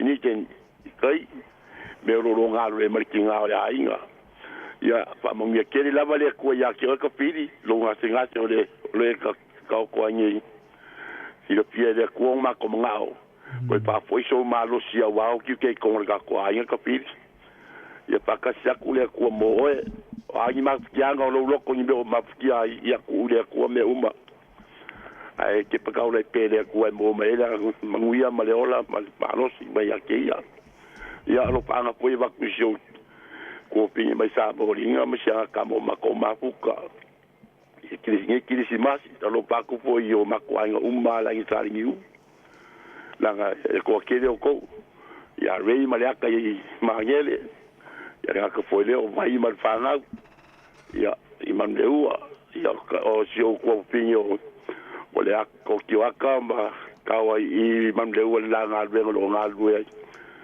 ia mangwe ke le lava lu nga venga lu si ia le ba bo ingai mamle o yo ai nga umang manga yo ai nga po yo si o mako ai nga fai fe au lo nga lu ko to se pai ka ulanga ia fa mangwe le ko ya ki o ko ma ko nga venga ia po puinga ko I le nga venga le ko lo ko nga lu ia pai ko fa mangwe ba ko ai nga malava ai ka liu pa no no mai dai ka ki wa yo lo pa ngai ba ku ya maka ya singi o tara mai di I mangwe ki si mas le lo pole ku ia ko paso ku kai ko mangwe lo ki ke Apena foi lo fatu so foi ka ya si paso foi ma lo don sai mai ta lo fa manuia ki si mas Alo fataito. ma lo la mo don sai mai manuia ki si mas Ai mo le avanoa. ia sa no ia Manuianga mo sia ufanau o sia uru matua o na faisi o pisite wangalo ya tia o tae aolo na so fanau e ato elu na fast food fatau sanga ya antelea afamasanga di ia le ali ia toe fa poponi sia so steli ma ia pa ile mana ma fa malolo nga le to ia ti oi ma yo lo fianga ma oi san le nga taile o le masina le nei to tolu fo ina ya o grandchildren sa o la to so fanau o huko pizza afamasanga na atolo na lima ile asoiva o sia u grandson ya kapeli afamasanga na atolo na lua ile aspuru lima le masina le nei ya mala u oldest grandson o Jeremiah afamasanga na atolo na spuru fitu ile aspuru iva masiona tina e aso fa na fa tasi opongia le ati tanga loa afamasanga anga le leile atua ya ti o tou fo a ile ola male malosi ma ia to anga ile lotu usta I matua o le mata o le male taita inga o tou le amatanga o le to wola tupu ai fa manuia le atua I lau susunga male faletua male no fo alo ma o se kiri masi fia au lia le tau sanga fo male manuia taito ai te sia ia fa manuia fo ile to ofisa a mai lava le ulu se yo le staff a to ale le tio ia e vi ia le ali I wata fia o tato au le klimas mo wa tanga fa mo o le tio ia o telesia le vanga le lunga le telefoni taito ia lava po ana le ia lo fantasia so foi ia o la u mala o muri nea fa muri ia manuia ki mas oi o umala se va con la tato I meli mai a famuina sikuka they are lomitusi Crichton. Happy birthday to my daughter Princess de Willa. Manuela was pa now la fine ya Princess de Willa wa toa lo ono tau sanga ele nei aso le aso Christmas ma Manuela Christmas lo faanga familianga mai lo tamaya pa wina fiu sikuka lo mitusi I nei I Auckland, New Zealand. Ia Manuela was pa now ia ben pata ba ale o nai fai mafong pa leo po renga le Radio Samoa.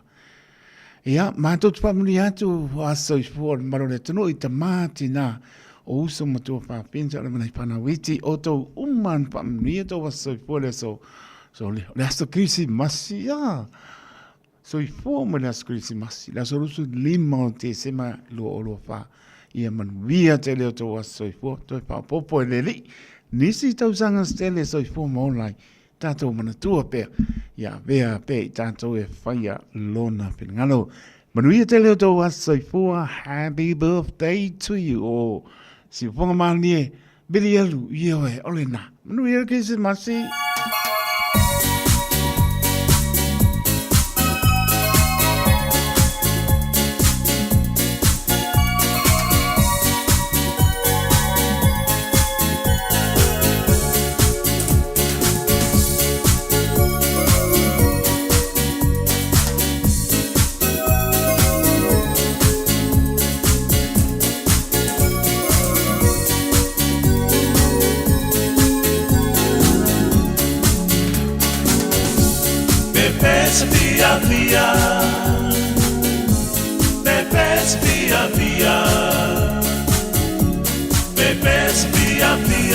le kirisimasi lene wawia Pepes pia pia Pepes pia pia Pepes pia pia le kirisimasi lene wawia Manuia le kirisimasi Manuia le kirisimasi Manuia le kirisimasi Manetau Sanafou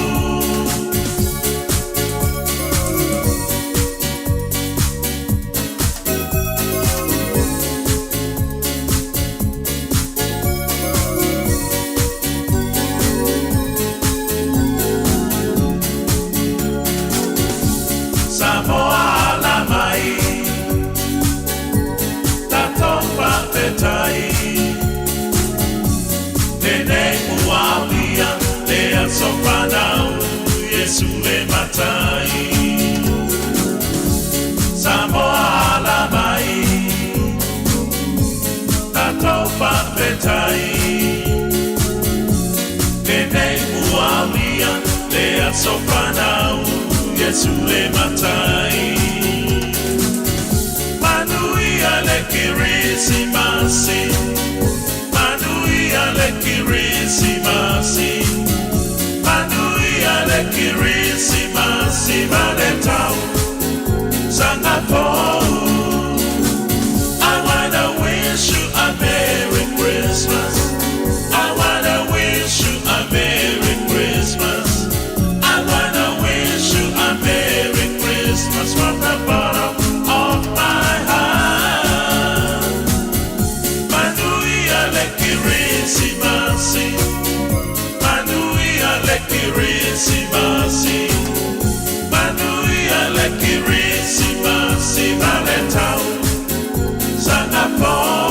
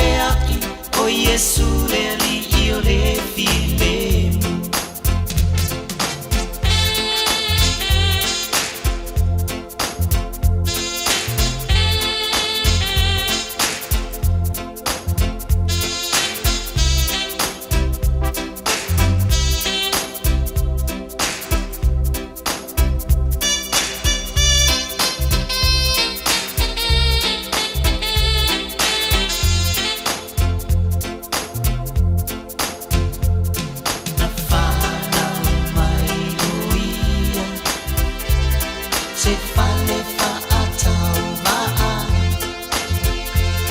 se ala maunalo mo oe ma pele tuia e anu fatu hey tato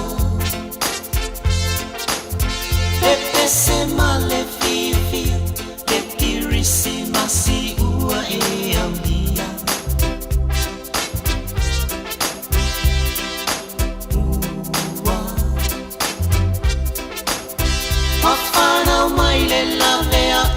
o Yesu le li io le filemo Tafana mai oia se falle fa atawa se alla molano mo poema pele tuia e ano fatu tato Pepe se male fia fia le kirisi masi ua e aulia ua wafana o mai le lavea I o Yesu le li io le filemo wafana o mai le lavea I o Yesu le li io le filemo wafana o mai le lavea I o Yesu le li io le filemo Christmasi pia o aulia se pongmani le Harbour Light Express ina ua tula matato taimi loa su tolu minutu pate aile tula balu tau tua le radio Samoa programmer ma lo te ao ia tonu lo toi mau po tato mafutanga ia ona mai e po lo tau tua toi pata lofa tu le mamando tato tu no au kilani manu tu tua oi pelaba ma ua mai lo pata ba toi fa manu via tu le Christmas ia ke o misi se apa o fa ponga mai ia pamnia tu le Christmas le au pengaronga pa ia le tua I so sto vine pamnia tu le Christmas ma lore pale ma lore fola ma lore tana mo ni nganga mo ia mo lona ma lo ai mai se la to pitula au fa no manu o wasa mo atao ma lo fa tai lo fa tene atu tai o lafu ma moe manuia le Kirisimasi tato hanga e atu tau sangfo o atu no e manu e turo ma o mai lo pa tau ba ta mati nai o lava se o pitu I titi ia pa mni atu le Kirisimasi o kele o ko fiu e lau o ko e manuia lava Kirisimasi hanga e atu le tau sangfo ia I le alofa ma le hanga le leo lo tato o tua ta tono wale intato News Masamoras Paraile pian pa mai ai ia au tanga vai tipi au tanga vai ia mai nei tanto mas singa ia tala le tanto leina o tanto lofa anga mo maso I fu an o lofa anga moni pa mniel ke simasi pa uma ia se o pa mungia ku I lunga le api o foringa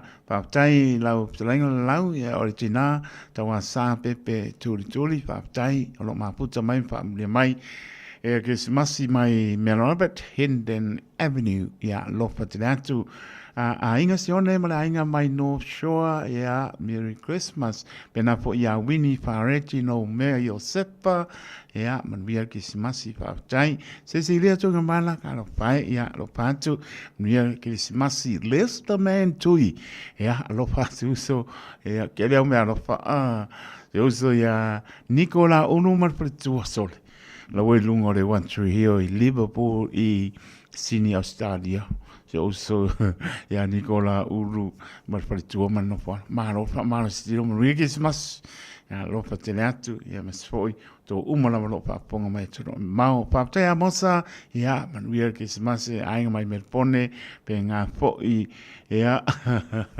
pa tai ya there's the man to ya kele ya me no fa ya ufa mai ya lo teatro ma no la man we Christmas o ngai a foi sorry sa leia o lai foi Amelia pa mona pa tai ma o mai le wa a mai fo mo lau mo wen tone alo pa tu sa ba ni lo yo ku dia le ma ngai yo le ka Amelia pa mona Merry Christmas a e lunga I wan a ve voi wani o mata o kama ngar kamo o kai au ia pele na tete ni ko lao ia Merry Christmas pa tai sia oti ia ma lo lava Merry Christmas Ioane tauilili ia Merry Christmas ia pe po I Pero ya Marietta be here. Happy birthday, girl. Maria lo was so for Marietta dai Maria Kismasi. Ya pena po ya atina sila o kalo pa atina sila vai ku forme alo fo yo kwa o yo ya no pe mai family atu le so so fu o si o san o Chris to ama antoa le torsu lima tau sanga Maria was pa now Sana lo faanga my lo sister ya tusi ya mamose o lo nephew ya Masiano ya I see lo faanga my lo mam o nofo from Brisbane Australia we foi is Masia oe san ya we tele mai ya atina sila penisa sabili ya lo patela tu Merry Christmas lo penga partua penisa sabili man no fano pa tai ya kele ia mealo fa ia ko o pe fili vele to nise no ne Merry Christmas ia pe fo I uso el pepe va sanga ia Merry Christmas uso mala ainga ia lo fa tele atu ia a wat por mealo pa ka kiki ai pe pa mo subania fo I sa tawa pa lau ia ma lo la Merry Christmas pa tai me ali alo pulo alo fa pa tu me ali ia man no falo man via fo ia le Christmas mai ane au pepe ba anga pa miatu le Christmas isi o tongane ia matfeo ia masui male panau e Flatbush o si uso ia pa pinu e mar pa nau I pa moa e alu fatu I lo ainga malava I New Zealand ma Australia ma Samoa ma Amerika ya lo patele mo to e a mese sia pa nau o Marianne ya manvia tele e la soifua oi fo le fo sa mo le sia soifua le rane kala ku ka koreng e oi ka ni ba e se urolo pau ati na sila family atu ke se mas is yo tina ya tau tana te manga yo tau tuangane ya teito January o apa o ai uma I New Zealand family atu ai maleaso fa na o se o san yo Cristo ya ma to sulima ya ria lo aso fa nau ya san lo anga mai lo nana o tau tala o ainga uma o lo tina o lo sister ya tusi ya ma to rua lo nephew ya Masiano ai sili from yanga ya ma anga mai lo tina ya nofo mrielo aso pa nau san papo wina tanielu Merry Christmas mai papo toi papo wina tanielu ma ainga tai o lo fantu Ioane tamali pastor Ioane tamali le pua papo tele lava Merry Christmas ya really aso Christmas la sunga pasta ya na tamani le po ma patua dia nga wenga ia sengia le au noa ia Merry Christmas pa tai ia pa pena fo i le sunga pa area Livingstone fia ma ai tu I passa ma patua ya lima ma no falo pa tai mo pa ndianga lo fa la sunga pa au ma patua ia Merry Christmas Nico le wea Merry Christmas pa tai ai fo I Livingstone pia ma ai tu was Merry Christmas tai tu pa pele ta po ingat patua ma pa nau pa ti tel lama au sunga pa au Livingstone lo pa tu mo lua ya me so ta po ingat foiva ia ayo wano tala le su keriso ia ma lo lama ola po I ngo tala tu mo ka ko ling anu mal e sita tangu mo pam ni antu le aso soi fu o sio sister la friend ia po lau fucking aulu o mo fucking aulu ki si masi pionga ya Mary Tapa o Fasto Ota ia po mea Roscoe i New Zealand nei o le so lusu lima ia das Christmasi we au dia mai ai lo valus fultol ups ne Maru rotu e se tau mo o le lima tolu o ngā le kau misi ma le computer le spiko pa pea o le balu tolu le o le lima tolu ia mi ele atua i nei tau sanga he tele ua e au lia ala whaanga mai se o tina ia apa masanga au mua le papa ai ono a soa mataia ia pa pea si a wo ia Anthony Florita and Sonia pa pea ia lau tautonga ia tapa pale ani tapa ai pa sili ai o whaanga o taefu and e seta tangu moa o mangele happy birthday girl Merry Christmas ia Maria tiu te taito pa te tele lava ia la ka ko wola i le lenga a se ko lo kasi ala le pikolea Merry Christmas lo sunga taito pa tai penisi o sabale mala ainga e lia lo rota masanga ia pa te tele lava ma lo lava e va emo kwa nga le o emo mala Christmas penisi o sabale ia pa tai Merry Christmas o mala ainga ma lo tu do tasi ha lo ha o wola wai pa o ia wa ia ai le o la ie ki le o ia wa ia lo fatu ma lo tu do tasi mala ainga lo eva mai Statue State America i Hawaii lo fatu penisi o sabale pena po ia pa te tene lava pa tu Maria la hoa so i fua lo fatu ia penisi o sabale ka ko lenga ma lo so i fua ta lava Malo soy fotaito. Ya. Faftai wa. Ma wasava noa. Ya, sa no ya. Mo le tu ya lo faanga mo. Sia mato mtanga luenga. To ina ya po niuman. Pa to ya niva man la tu pulenga. So po ya Josefa Limoni man la tu pulenga. Danga to tele ya ai papupu atu to tele le au fia mo ya lo faanga.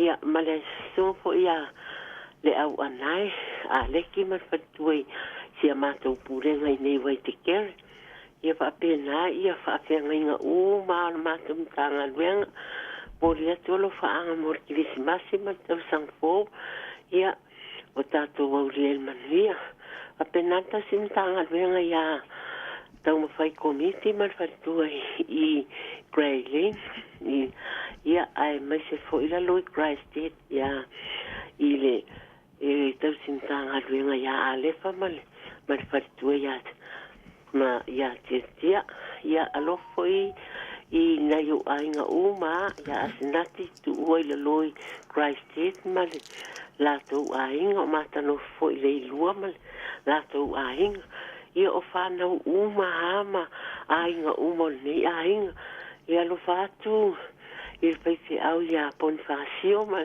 pa tu ia meleane ai mani ale luanga luenga pa pena ia se mau ave ai man tausi a se epa ia se mau mata i fo i man tausi ia pa pena tina ia lili amal pa nau nai mangele mani ia tele ia Christmasi tina po ia po fa man fa nau nai man reua alofa tele mo o to fana uma nei ainga ia alofa ele uma mo nei foi kili se mas e va pena foi se o fanau sa mo foi se ia corset ma ta vita nai i fale alopo ia malolo mai ia vai se ai melpone ia fai mata mal fanau ma to ma futa nei lofa tele mo o to tato filo ese time ia tu o so tu langa ese foi man fanau ia male to lua ia fa pena ia lo keni man fanau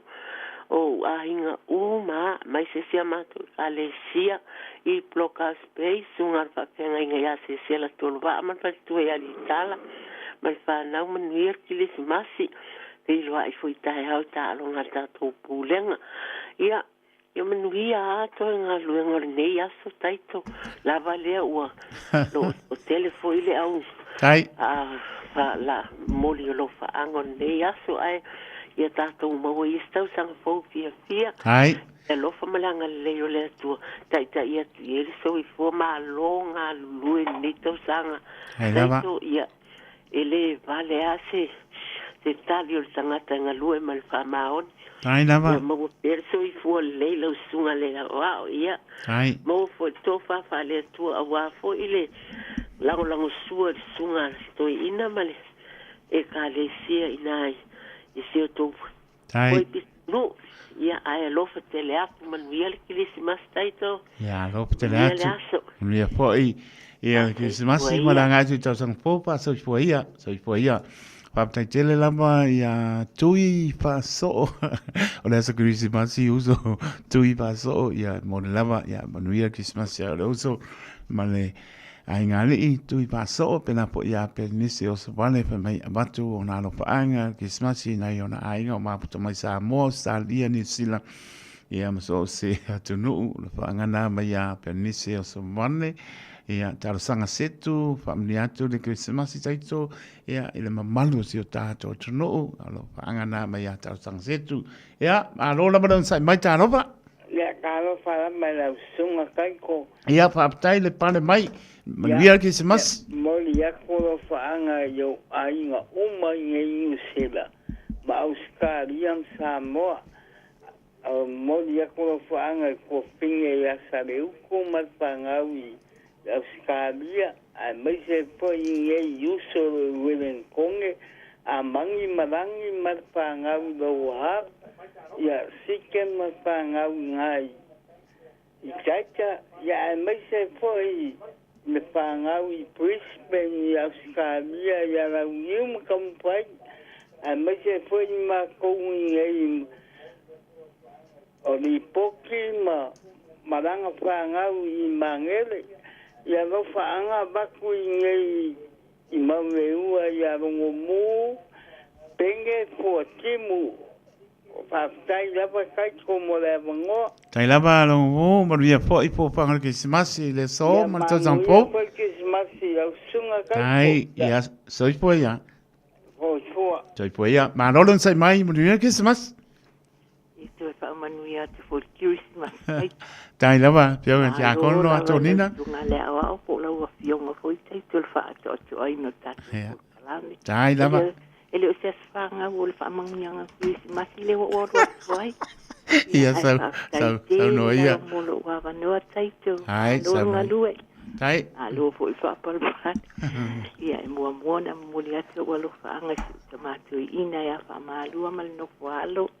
Ia mai se sia o kale sia pele le fa casa Samoa e New Zealand Henderson. Ai nga malava mai se nai tamam na ma tu se yo na ya lom fa nau mai se fo ila to fa ta utolia pe ma yo litino ya ve el ne Christmas e fa se baila au nga ya te o to o lo ma wo pe ti nga litino ya lo fangi ele atua ya ta to mo Christmas fia ma ulia fo sta sang fo man mia ai mai se na yo ainga malava se unu a mai le ya le pata fusiano a maa e mai se lu tuanu to tele o zo ai silina fa o pot fa pena o ai lava fa longo mai nei tula e fa man ya turki si masi mal tau sang fomo o to malava e le fa ngalo ingale tinga se o pa naule o mali le ngao ya Luisa lo I Samoa ile nuku leo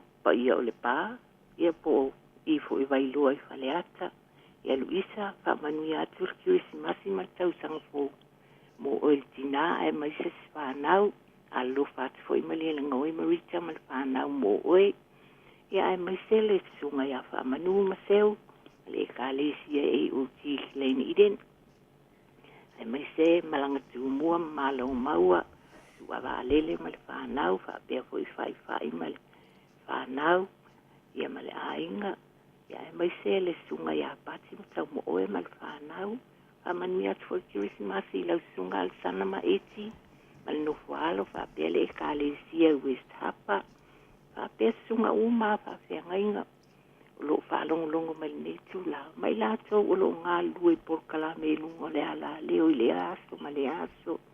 Ia le atua le tau au nanga wha man me atu Christmasi. E me se roi nai tina ia ia salome, talo sanga. Wha man me atu Christmasi mo o tō umalawa. E me se se utuanga nele ia le au ma le ainga. Ma lo lava le au mo lo whaanga. Ia wha man me atu Christmasi.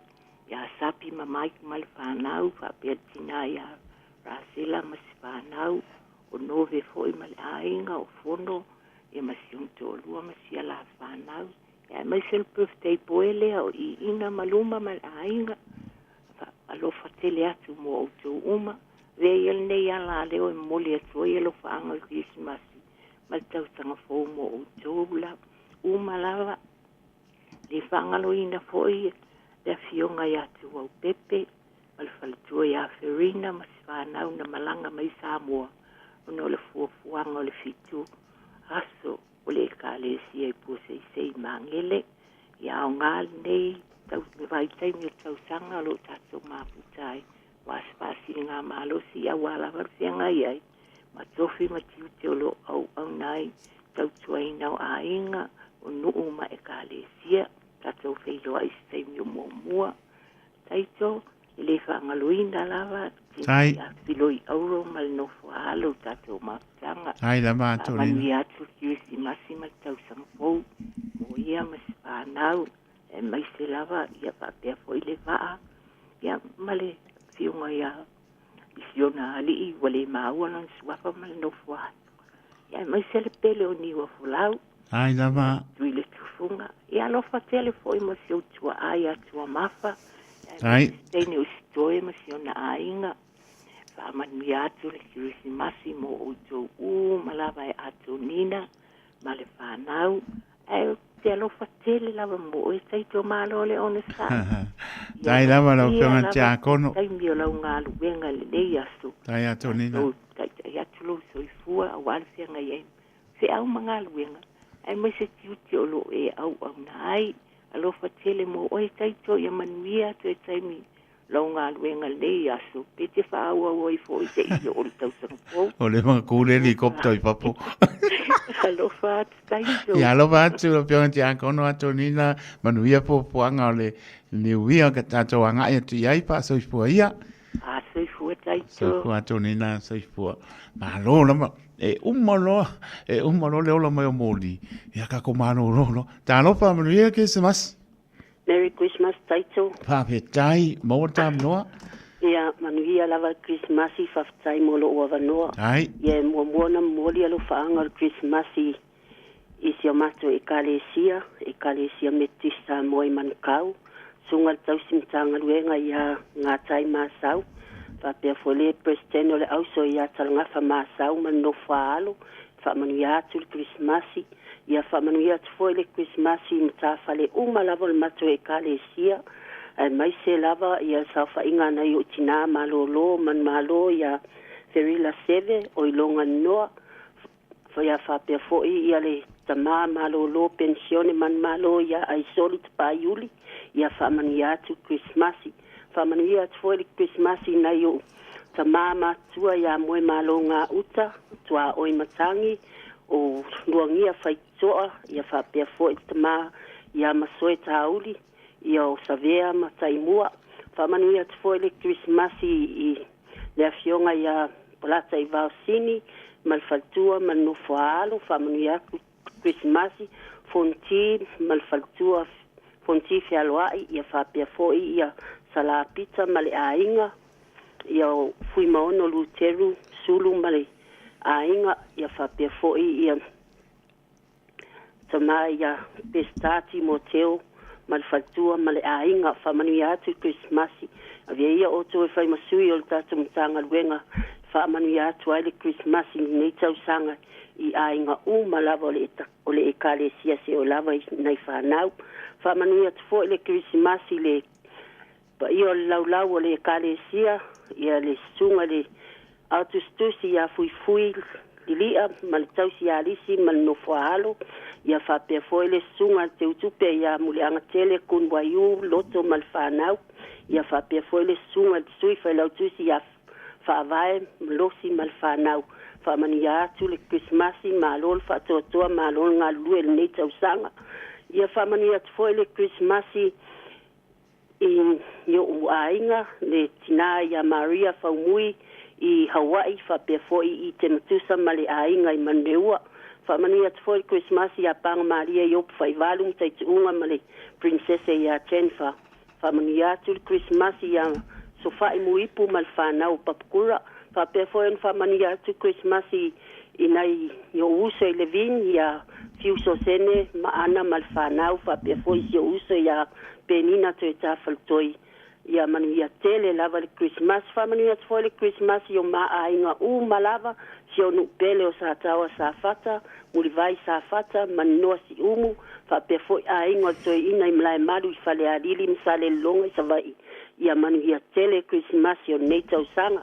whamanu ia tfoi le Christmas i lau sunga taito man faltua man nofoalo e maise si o tina o tua a ia tua mafa whapea le a inga ia maise le pulenga le radio sa mua taslima i watolu sunga le whawhiangainga mal fatua mal paia le au whainga luenga ia manu ia tele le Christmasi i ngā luenga le nei tausanga whaatai mo ngā lue male whaamaoni fo i tautuaino le atunu ia manu ia tele le Christmasi o lo whaanga whamanianga ia e vato le Christmasi ia matalena i o sia Robert Seno papukura whaatai mo lo wamanoa manu ia to e taime o lau ngā luenga taitu so i fua matalena so i fua ia e seta tonga moa Merry Christmas e lau sunga le o taito tanoto whapea to o pisa mamanu le radio sa moa bi ele tua tanto o lia manuia mai le nei asa Christmasi o le nei tausanga lua o lua wha papatai e seta tanga moa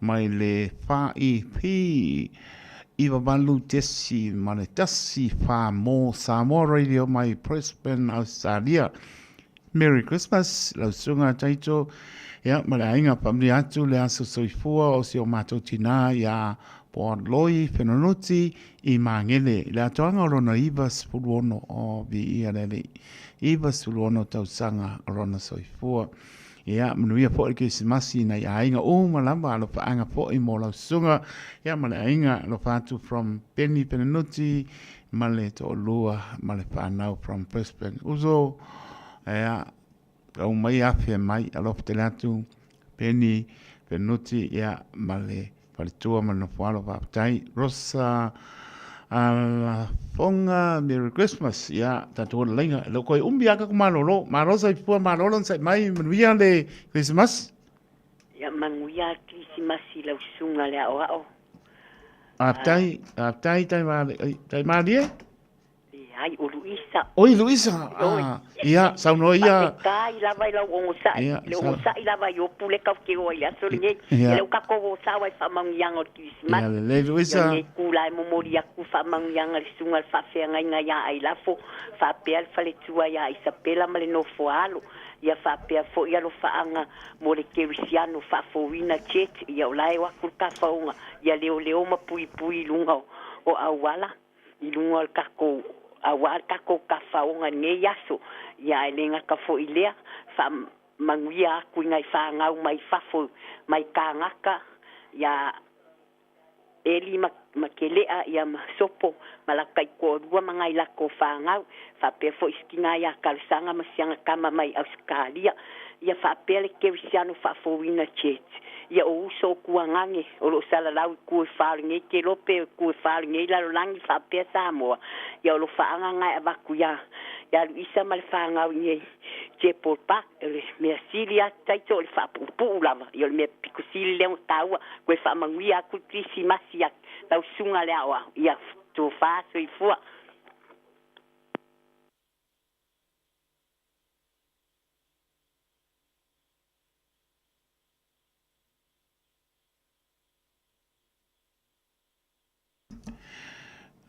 pida papatai pamli atu le Christmasi na yo mātou ainga o malawa Samoa New Zealand Australia Maria po ele Christmas ilo sunga ia wao pa tai ia marolo sai mai talo pa fo mo we lo fionga le ko talai taito ia Maria Christmas ma lo po don sai ma lo la vai lo fionga o tu lo pe hello ia nai ma watu Maria Christmas Maria Christmas ilo fionga taito tai ia ma lo la var kau poi ngai kau ko mo foi nga fia de ko kau ko foi de ya fa mo ngia kule di mati fa mo le lava tai to o pena apu ia ba tai ya pena apulu ya ya la sunga toina yo ngale al mo ko kalai ya man far ko man ai ngali tau ia fa mo ngene ko ka ko ya foi de ngai vai ka wor Christmas ka ko mo fia le toi fo mai o ka ko faola ia fa mo foi ngai ma ko ai ngo fa fo mai ia ko fa ngo mai fo si o ma ko ka le sia ia fa mo ia ku lava ki masi ka ko dir ka usanga fo ia ai ka ko kalo de ko ia u dia mo ngire ka usanga fo ia ko ka mo ko lau eu ke kai ko ia fa mo ia ke le ko eu ke ma ai vo ku lava le ainga ai sawe e fa ma dia le apu ngua hala le kio ai na bala sunga toina no makua ngai si okupe mier ka ko fatala ai fa ma ngua ke le lava le ko la ufionga ma ai na li ma pa io le karestia ma fa fa ngai ya fa kai mo la ngo ai la bala sunga toina pena o taru mai to ala pele o ko a sau ko ala ile e sau ko ala ile aso ko ngai Ia. Ai, e ka uma ngai de ka ola sta.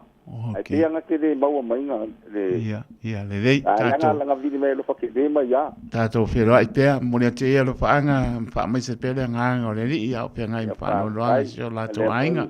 Ia pa so foi lo sunga to ina. Le nga lo fa fiu mo vile ke ai mana ainga. Ia pa tai, lo pa te a fiu mana ainga. So foi ia. Ai, ia. So foi.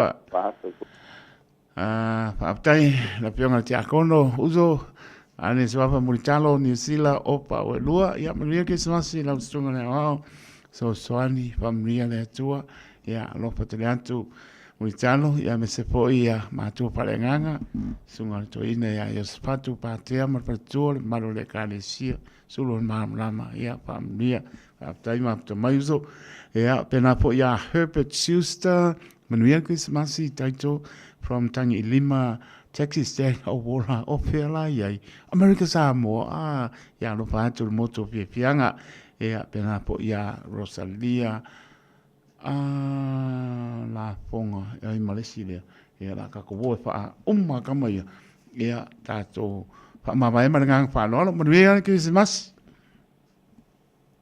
Manolon sai mai ya kai mo le vano ya sa no ia Merry Christmas tama ya masila sunga tai to mo ngalua tono le kio tai ya olo fanga mo la vai sunga se matu fa fenga nga mo sola ma po vai ai mo ngalua ngal nei tau sam yo so au na ya lo pati me le mei nai ta mama tina ma tu ma tu ka le si ai mangere tonga mani we e me se fo nai ainga amia fo Christmas ya le si wao ma na ya pepe tai wa ia fo nei tau sa nei ki smasi monuia to va mafsua ya maiso me mamta ta mota ta fa fo no wi ma fa nau na to fo le to fini ai puimpa ia o lo fai ki smasi atu i poni Australia ni so fa nau ia nga to fo le ia paulo ma apa ia fa moria Christmas mai se fo salama epi ma fa nau ia nga to fo le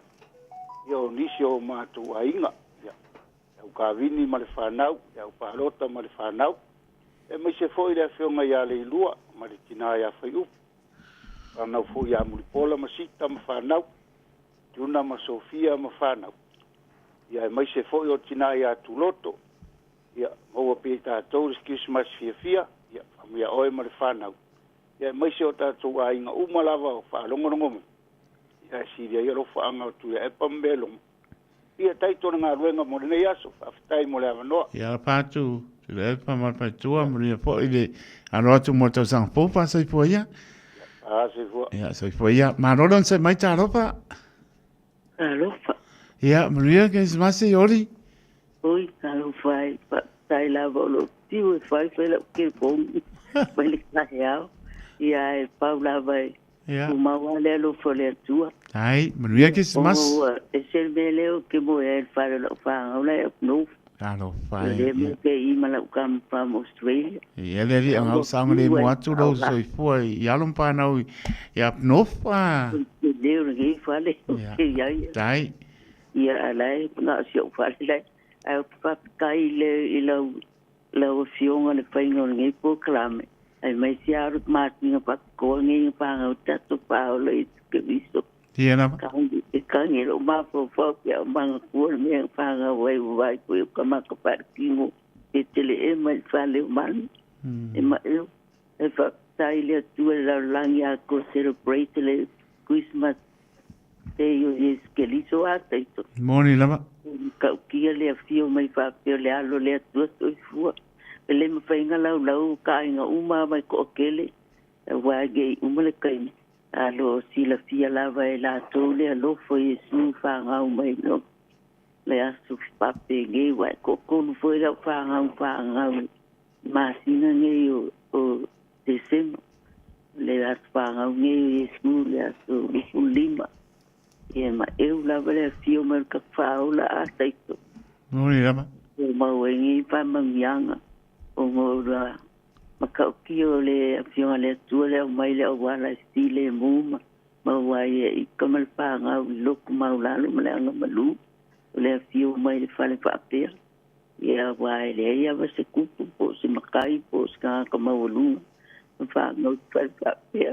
Yesu ke viso le alo pele le tua. Olivia, pero como ela falou no meio da coisa, no catema, mas como ele, eu tinha ela é mais pouca mais sua aceito. Esse nunca tinha, mas ia chocar, mas não falo. Tai lama. Ele é o Christmas e vai. Ola pegue sua, o beleço, lo asipanga uma, makakargela lanche, lo paponga. Ai.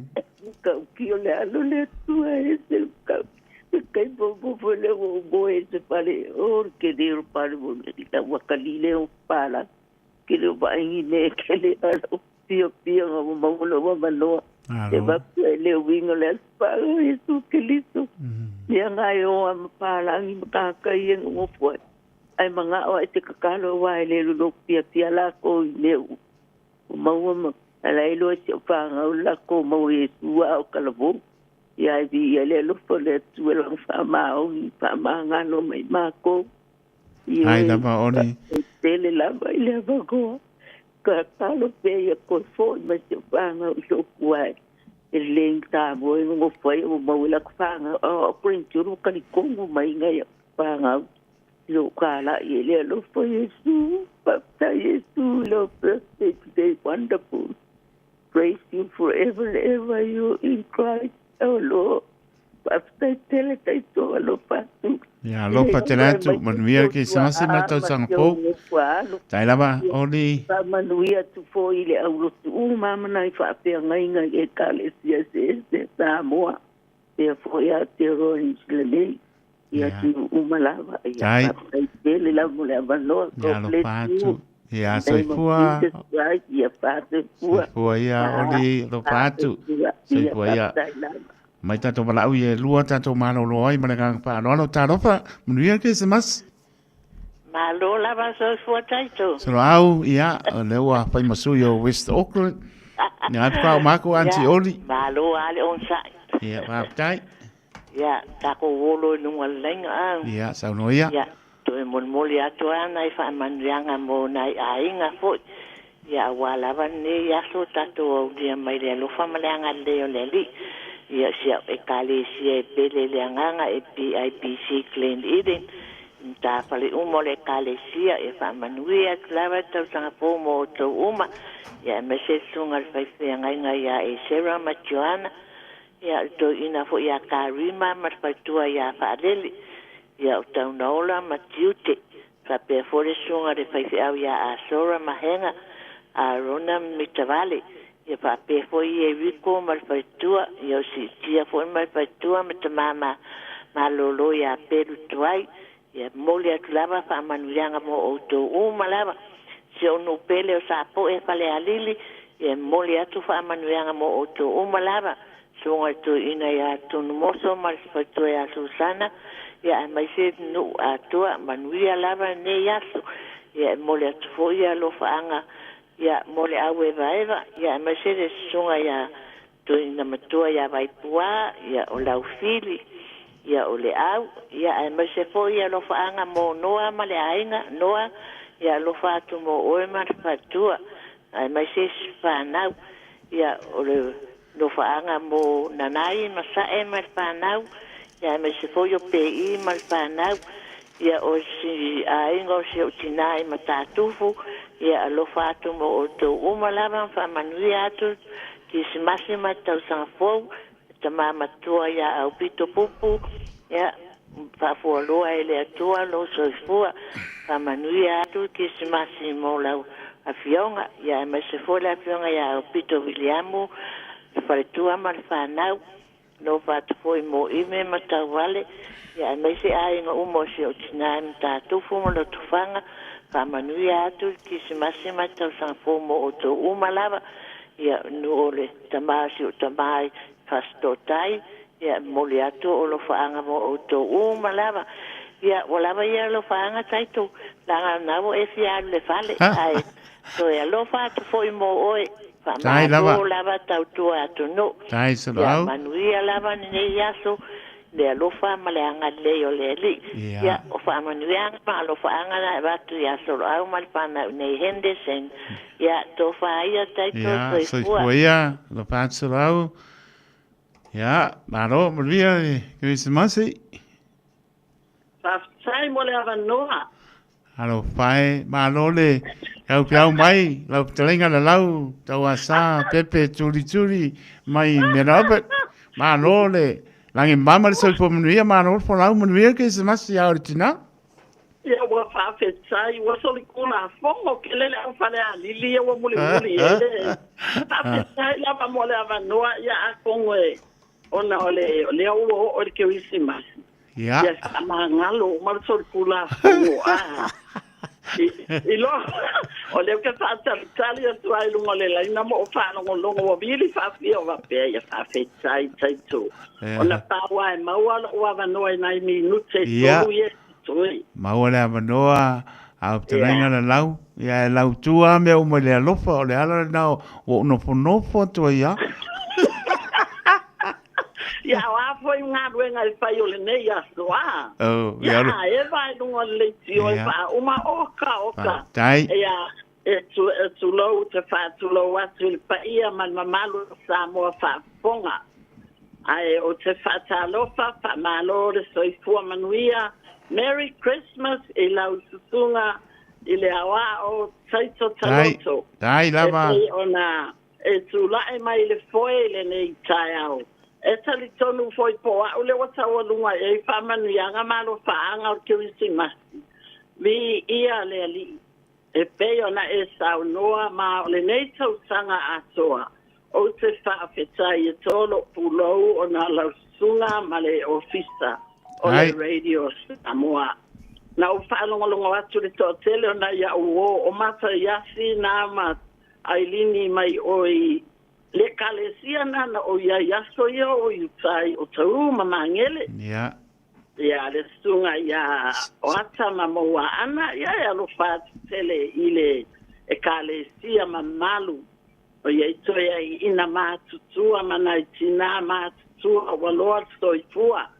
Na ia mata yasi ma ailini tatono ma to wane fa longo atu le tio ye lava le foi la wata tau ma no mea na maua le ava no le tai au ai fa petai fa malo le asale ne yo fa tai wa leva na wala le tai na lima o fa longo atu le tio na ia o ma comment si longo fainga lo tu masa no fie tai au ai o valo anga ese valo anga pas faute au faafenga ia o kale mata ngo fia le tala mai o le tio lo te falo longo na o pe senga ma li o Kirsimasi fa malo tua ai o te momoli atu lo faanga toi lua minute. Whaafitai tele taito mo ngā luenga fitai tunga iai lau tunga malto ofisa. Ai lava. So tele suafa na avatua nafile si au whaafitai le tiutea la fulapeo. Ia lea na au fia o mātua ia tau sunga mā fionga. Ile ofisa a le nei aso. Ia le a whapupu atua lo whaanga mona i o tua ngane. Tu lo lava i lau sunga ma le tiutea nei tai au. Sau no ia. Tupe matisila i sa aka walai au i Samoa tako le tio. Ia, lai paponga mai all over the Ia, o world. man sia ina maua. Tupe matisila i sa aka sio ngane o ka le leva ele i maua telefonia. Le ato ama wheloa i nei ala o Christmas. Alofa tele atu lupe matisila i sa aka. Malo tausi lo fartua ya to mafai nai tu falatai sama tawa ana ya masio tuangane pele o ngalue pe tu sio maso no pele sale sa tele pale alili o tawa fa la lau Timoteo tu lisiolo ya masio la tausi ma ofa male fa now alofa tele atu leli sio ni nephew Mani Stali Malama Junior, Tawati Matiunga, Famalo Faftai Molneto Sanga, Tawati Asio Tato Ainga, Famanuya Suarofanga, Morcurisi Massimo Otto Uma, Lewa Moa Lavanoa Fafitai, Yavi Ialeli, Ya, Born Tupe, Leini Tupe Mawa, Ivy Iale Lofa, Leali, Tato, Leola Malmalos, Lefoyo to Malosima O. Wina wa lo fale ya lo fatasi le tua mo au ya lo le wa le tua tato feilo ai talo alo fanga mona yo uso pele vai lua ai mai o fuao isa anga na yo uso ia mato tele o toi ma futa ne ya malavara le lo fa le tua o le uso mele msa mo siona to lua ina I fale la uniu Faftai le alofa le atua tantolo manuia o tau umai le alofa le atua alofa atu. Reverend Siolo malefaletua Merita o faisau malolo manu malo sio matu kaseni. Iwa itele mal no falo alofa tele atu ia tawala uti pepe mo o tau. O anko makelusa mafatupu malefanau Ifale ula maainga o malava I Samoa la papupu atu alo faanga. Ia o savai o olu atutuila o tatu ainga. Sa tawa, sa lalau, o tali malama I titonu male pulenga li I mawhai pule I titonu o sale sa tele. O tatu ainga o mai se o le au kalpenga le whawhenga inga. Sunga pana pa malfalitua. Ia wha manuia le atua alofa tele atu la lau mo o tau umalava. Nieces and nephews I whale la tai, a laua si o uso tali wa whai langi lana fōlaunga, alofa tele atu mo o tau umalava. A inga umai sose tua Samoa, Australia, Amerika, tau ave mawhai, ia o lotu mutime I le nei tu o whea lava, ma ai ale whaio, Mafalinga ai mai se la siolo malfanau fa pua solo fa ai mai se sia mato mafanga talo taito o le mafutai talo o le fa maniana sili lea Tai na rola ba lau o le ben fa so o sala le malfaletua leone o lo I kumeu o mama o le me o lo alala o atu tene o ina ai avatu se me alofa a ole me alofa tāua o Kirisimasi. O le alofa o le atua tātou wheiloa ia tātou tālo e lea o noa. Rejoice always and pray without ceasing and be thankful for God's blessings upon us each and every day. Christmas Day and prosperous New Year to you all. O tātou uso tālo Vienna Maya Vanevili, Talpapopo, Vauita, Dr. Ellen Taylor, alofa tu por capo, autanga vaya Maria I Eileen, and Reverend Pastor Tua, Failong al Paritua, no falo. ma le kalesia ma so te ngā lue pea ia wai o ngā luenga nei tausanga a walo atu tausanga fou. Tai lava, la lau, manuia po ile ki tau sanga fo. Lau sunga taito, Tai lava. Tua ia filo i auro. Tai lava. Ia male, masista niwa folau. Ia pa, tai. Male aina, male kalesi, alo pati ia, manuia lava ni aso, kismasi. Soifua ia, soifua la lau, soifua ia. Whautai, whaitua, sinai a po au sini, Merry Christmas, Maria Christmasi, whautai, o po ara pātu mō oe, ma no whana lo patere atu, tu, whamano longa le li, so wano e lese me pangtai, ne atua, tāno pero tār po ina i o tātou, mātua pa le nganga, sunga to ina, ia ma tanga pa le o ngama patu ala ia, no whano e mesele atora tātou e kane sia e paka a Saiburi, lo patere atu, Real Christmas ia o to manama tātou pei noa i pēa mā lo mole proklame an pō e me sole ka tātou sauri ngā rotu māptai sunga to ina lo patele atu māptanga ia marapatu ala ia Real Christmas manuia tātou anga i atu mole tau sang fōu Pāptai, māptamai, lo pātu Herbert Schuster, ia pāptai, māno lamarewa mai Samoa, lo pātu poi, Lauso, le pionga Tiakono, Munitano, New Zealand, opa, o loma, pātua, no whalo, mriale, Christmasi, po ia Jersey, po maniana, manuia tere Christmasi, le manu o le pōlenga, e maise o le aupinga venga le Radio Samoa, Mano tau tua e alai leo langa whai pēr mātanga o fie e pēr o umai i maka kou ka no whae ioi lewa kaunga o olo whane o kau alu e whai le kuka o le se sio mako ai ngai roku ka ngā ka ika e manuia lama kisa o i kano whae se koe mai ala manole e tasio lau tua me o mare alofa a kāru pe o ka ngare anga manuia le Christmas Merry Christmas taito Malo soifua. Soifua e lau fionga kua kaulangi po lau tunga laua. Pakai mo la manua. Ia le lei, sau no ia. O whamangianga malo whaanga le kisimasi. Lau fili. Lo foi whaangau ma lako whaangau ia kungu mau. Mange ia kungu ia file mua le li i kongo ko whale. Ka whaonga nge yaso. Ia, whamangia i o wainga sa lua kua, sa pakea, sa muengoa. Sa kilea lo, sa ringa, sa seve, kele yo ka inga kai. Ya, aya, anga wala kwa penga pupu. Ya, sa mangia sia walo kapele alema, Bishop Tofa malfaltua mo soswani. La Golden Girl, mangia kisimasi. Le tamama tua ya taula papa chot malfaltua ya le malay. E fionga ngafkasi ya fuimaongo malfaltua ya keke. Va uluma le farkoya Marie tau so vale mas farkoya Prenice ya mo wa inga uma lava ngeya kumu kaiko asi sir famanglia for Christmas farkoya kolo au kaftai kolo au mo famangianga mo wa o mai sela tali marko lua kaiko mangia Christmas la sunga mas farkoa sai mai sele kunga makua rufakele Ai lava. Ai le ka ko via nge ya se sa fa ka el au kelsia. Moni lava. Lau pili. Asoi po ia taito. Ya lop tele atu lau pili. Mangia Christmas. Fatu na yo tato ainga wole o tia ia pa ponga mai ya manvia tele.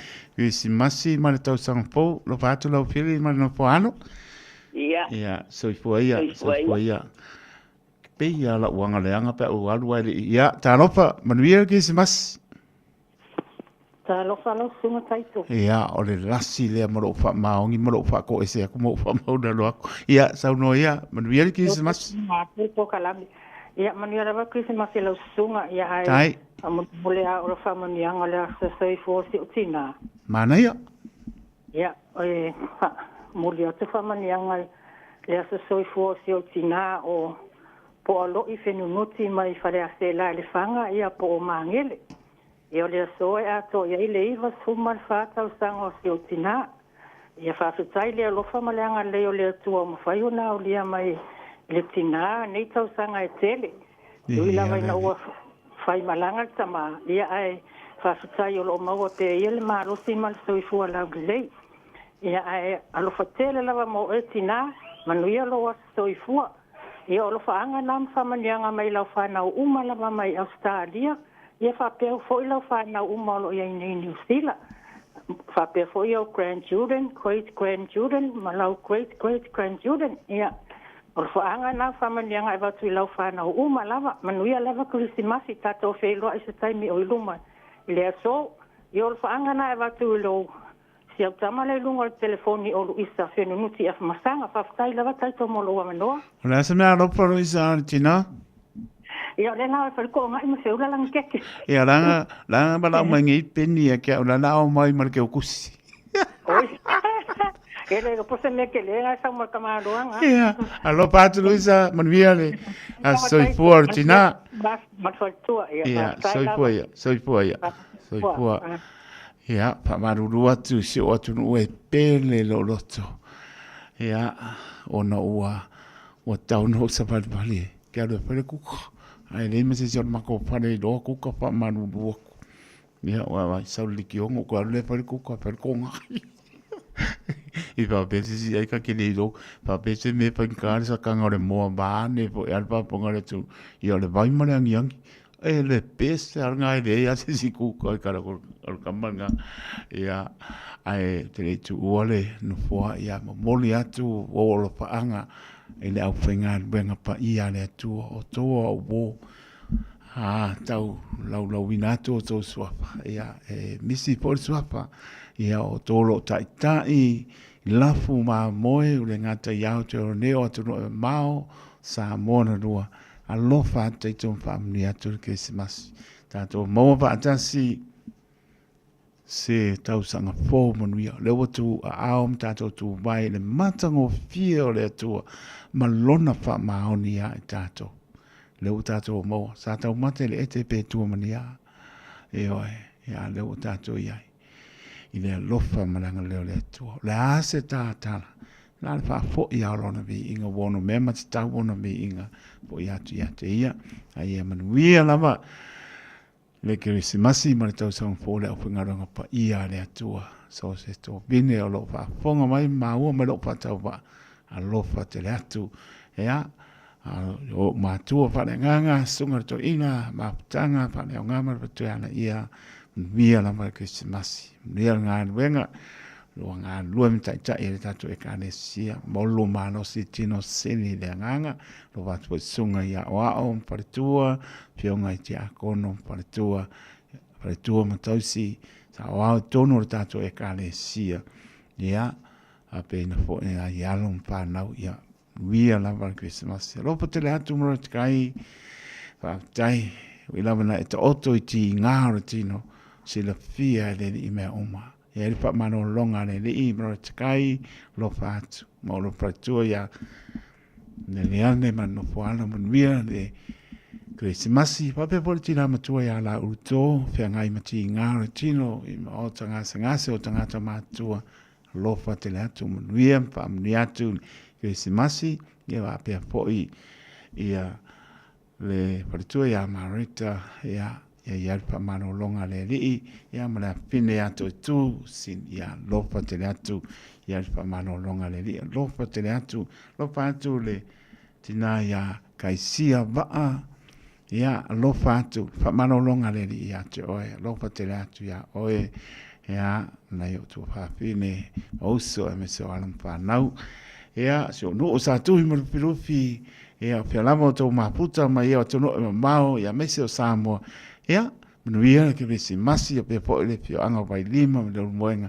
me so le ato sa mo menuia lama ke si masi ma sa sang fo na yo ainga lo fa tu menuia ke si masi o anko yanga so va a ma pretu ya pe ma no falo in Mount Wellington ia pe po so anko ya la lau ba ia ma le pretu me falo lo fa te le atu ia menuia lama ke si masi ia ma tau sang fo le ma malo ta to no ia alofa te ratu le sunga le awao, ia sunga pe a onga ia tito, ia utato tau maa vai, uma o pai u stato to mapa le nganga sunga to ile ma tanga lo sunga ya la fo i ma to ya le uta ma no foano fa nga ina bala wina tonu o le a onga papa fi au kolis papa fi au kana na fo i America Samoa ya lo pongia le li fa nga malanga le aso tu wai ya o joro nei ya tato ma ba ia i le lofa malanga le le tu tanto e fe no ai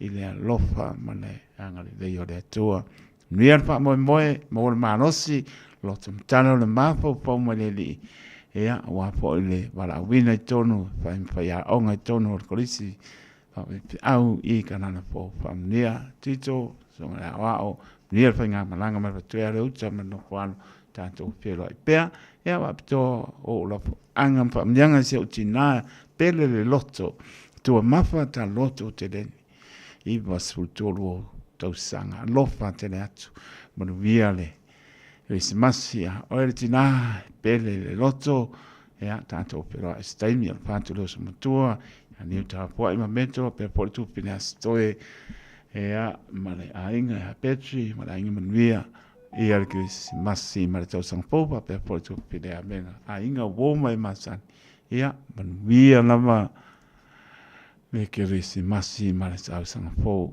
ya o le ala ufa mabai ya le asa ngana wa le tau te mali i sa ufa ponga so poutu le ngana taito e pa ato e se atua taito uma le tau sanga le spai vai asa ma se mau ta tonu lo wanga ke siano tot fa ma ngalo mai ona fa ta wa pusia pe tato e le piano fani o le fina ngalo le o tato tua man via tele tato folonga fa aiu i tu la pai o le lua o lua fa o e manu me o mai le lofa le tua tato moa se tau sanga fo fi le mo mana manuia mai lo tato tua amni atu le Christmasi ma le tau sanga fo sunga to ina ya no po inga moi ma le paritu e apa ula e le epaka asai siero i Amerika lofa tene atu pa taile anga lei e tai mo fa amni anga tato pe loa i pea tai tu taloto le au ona soifua ma ia manuia.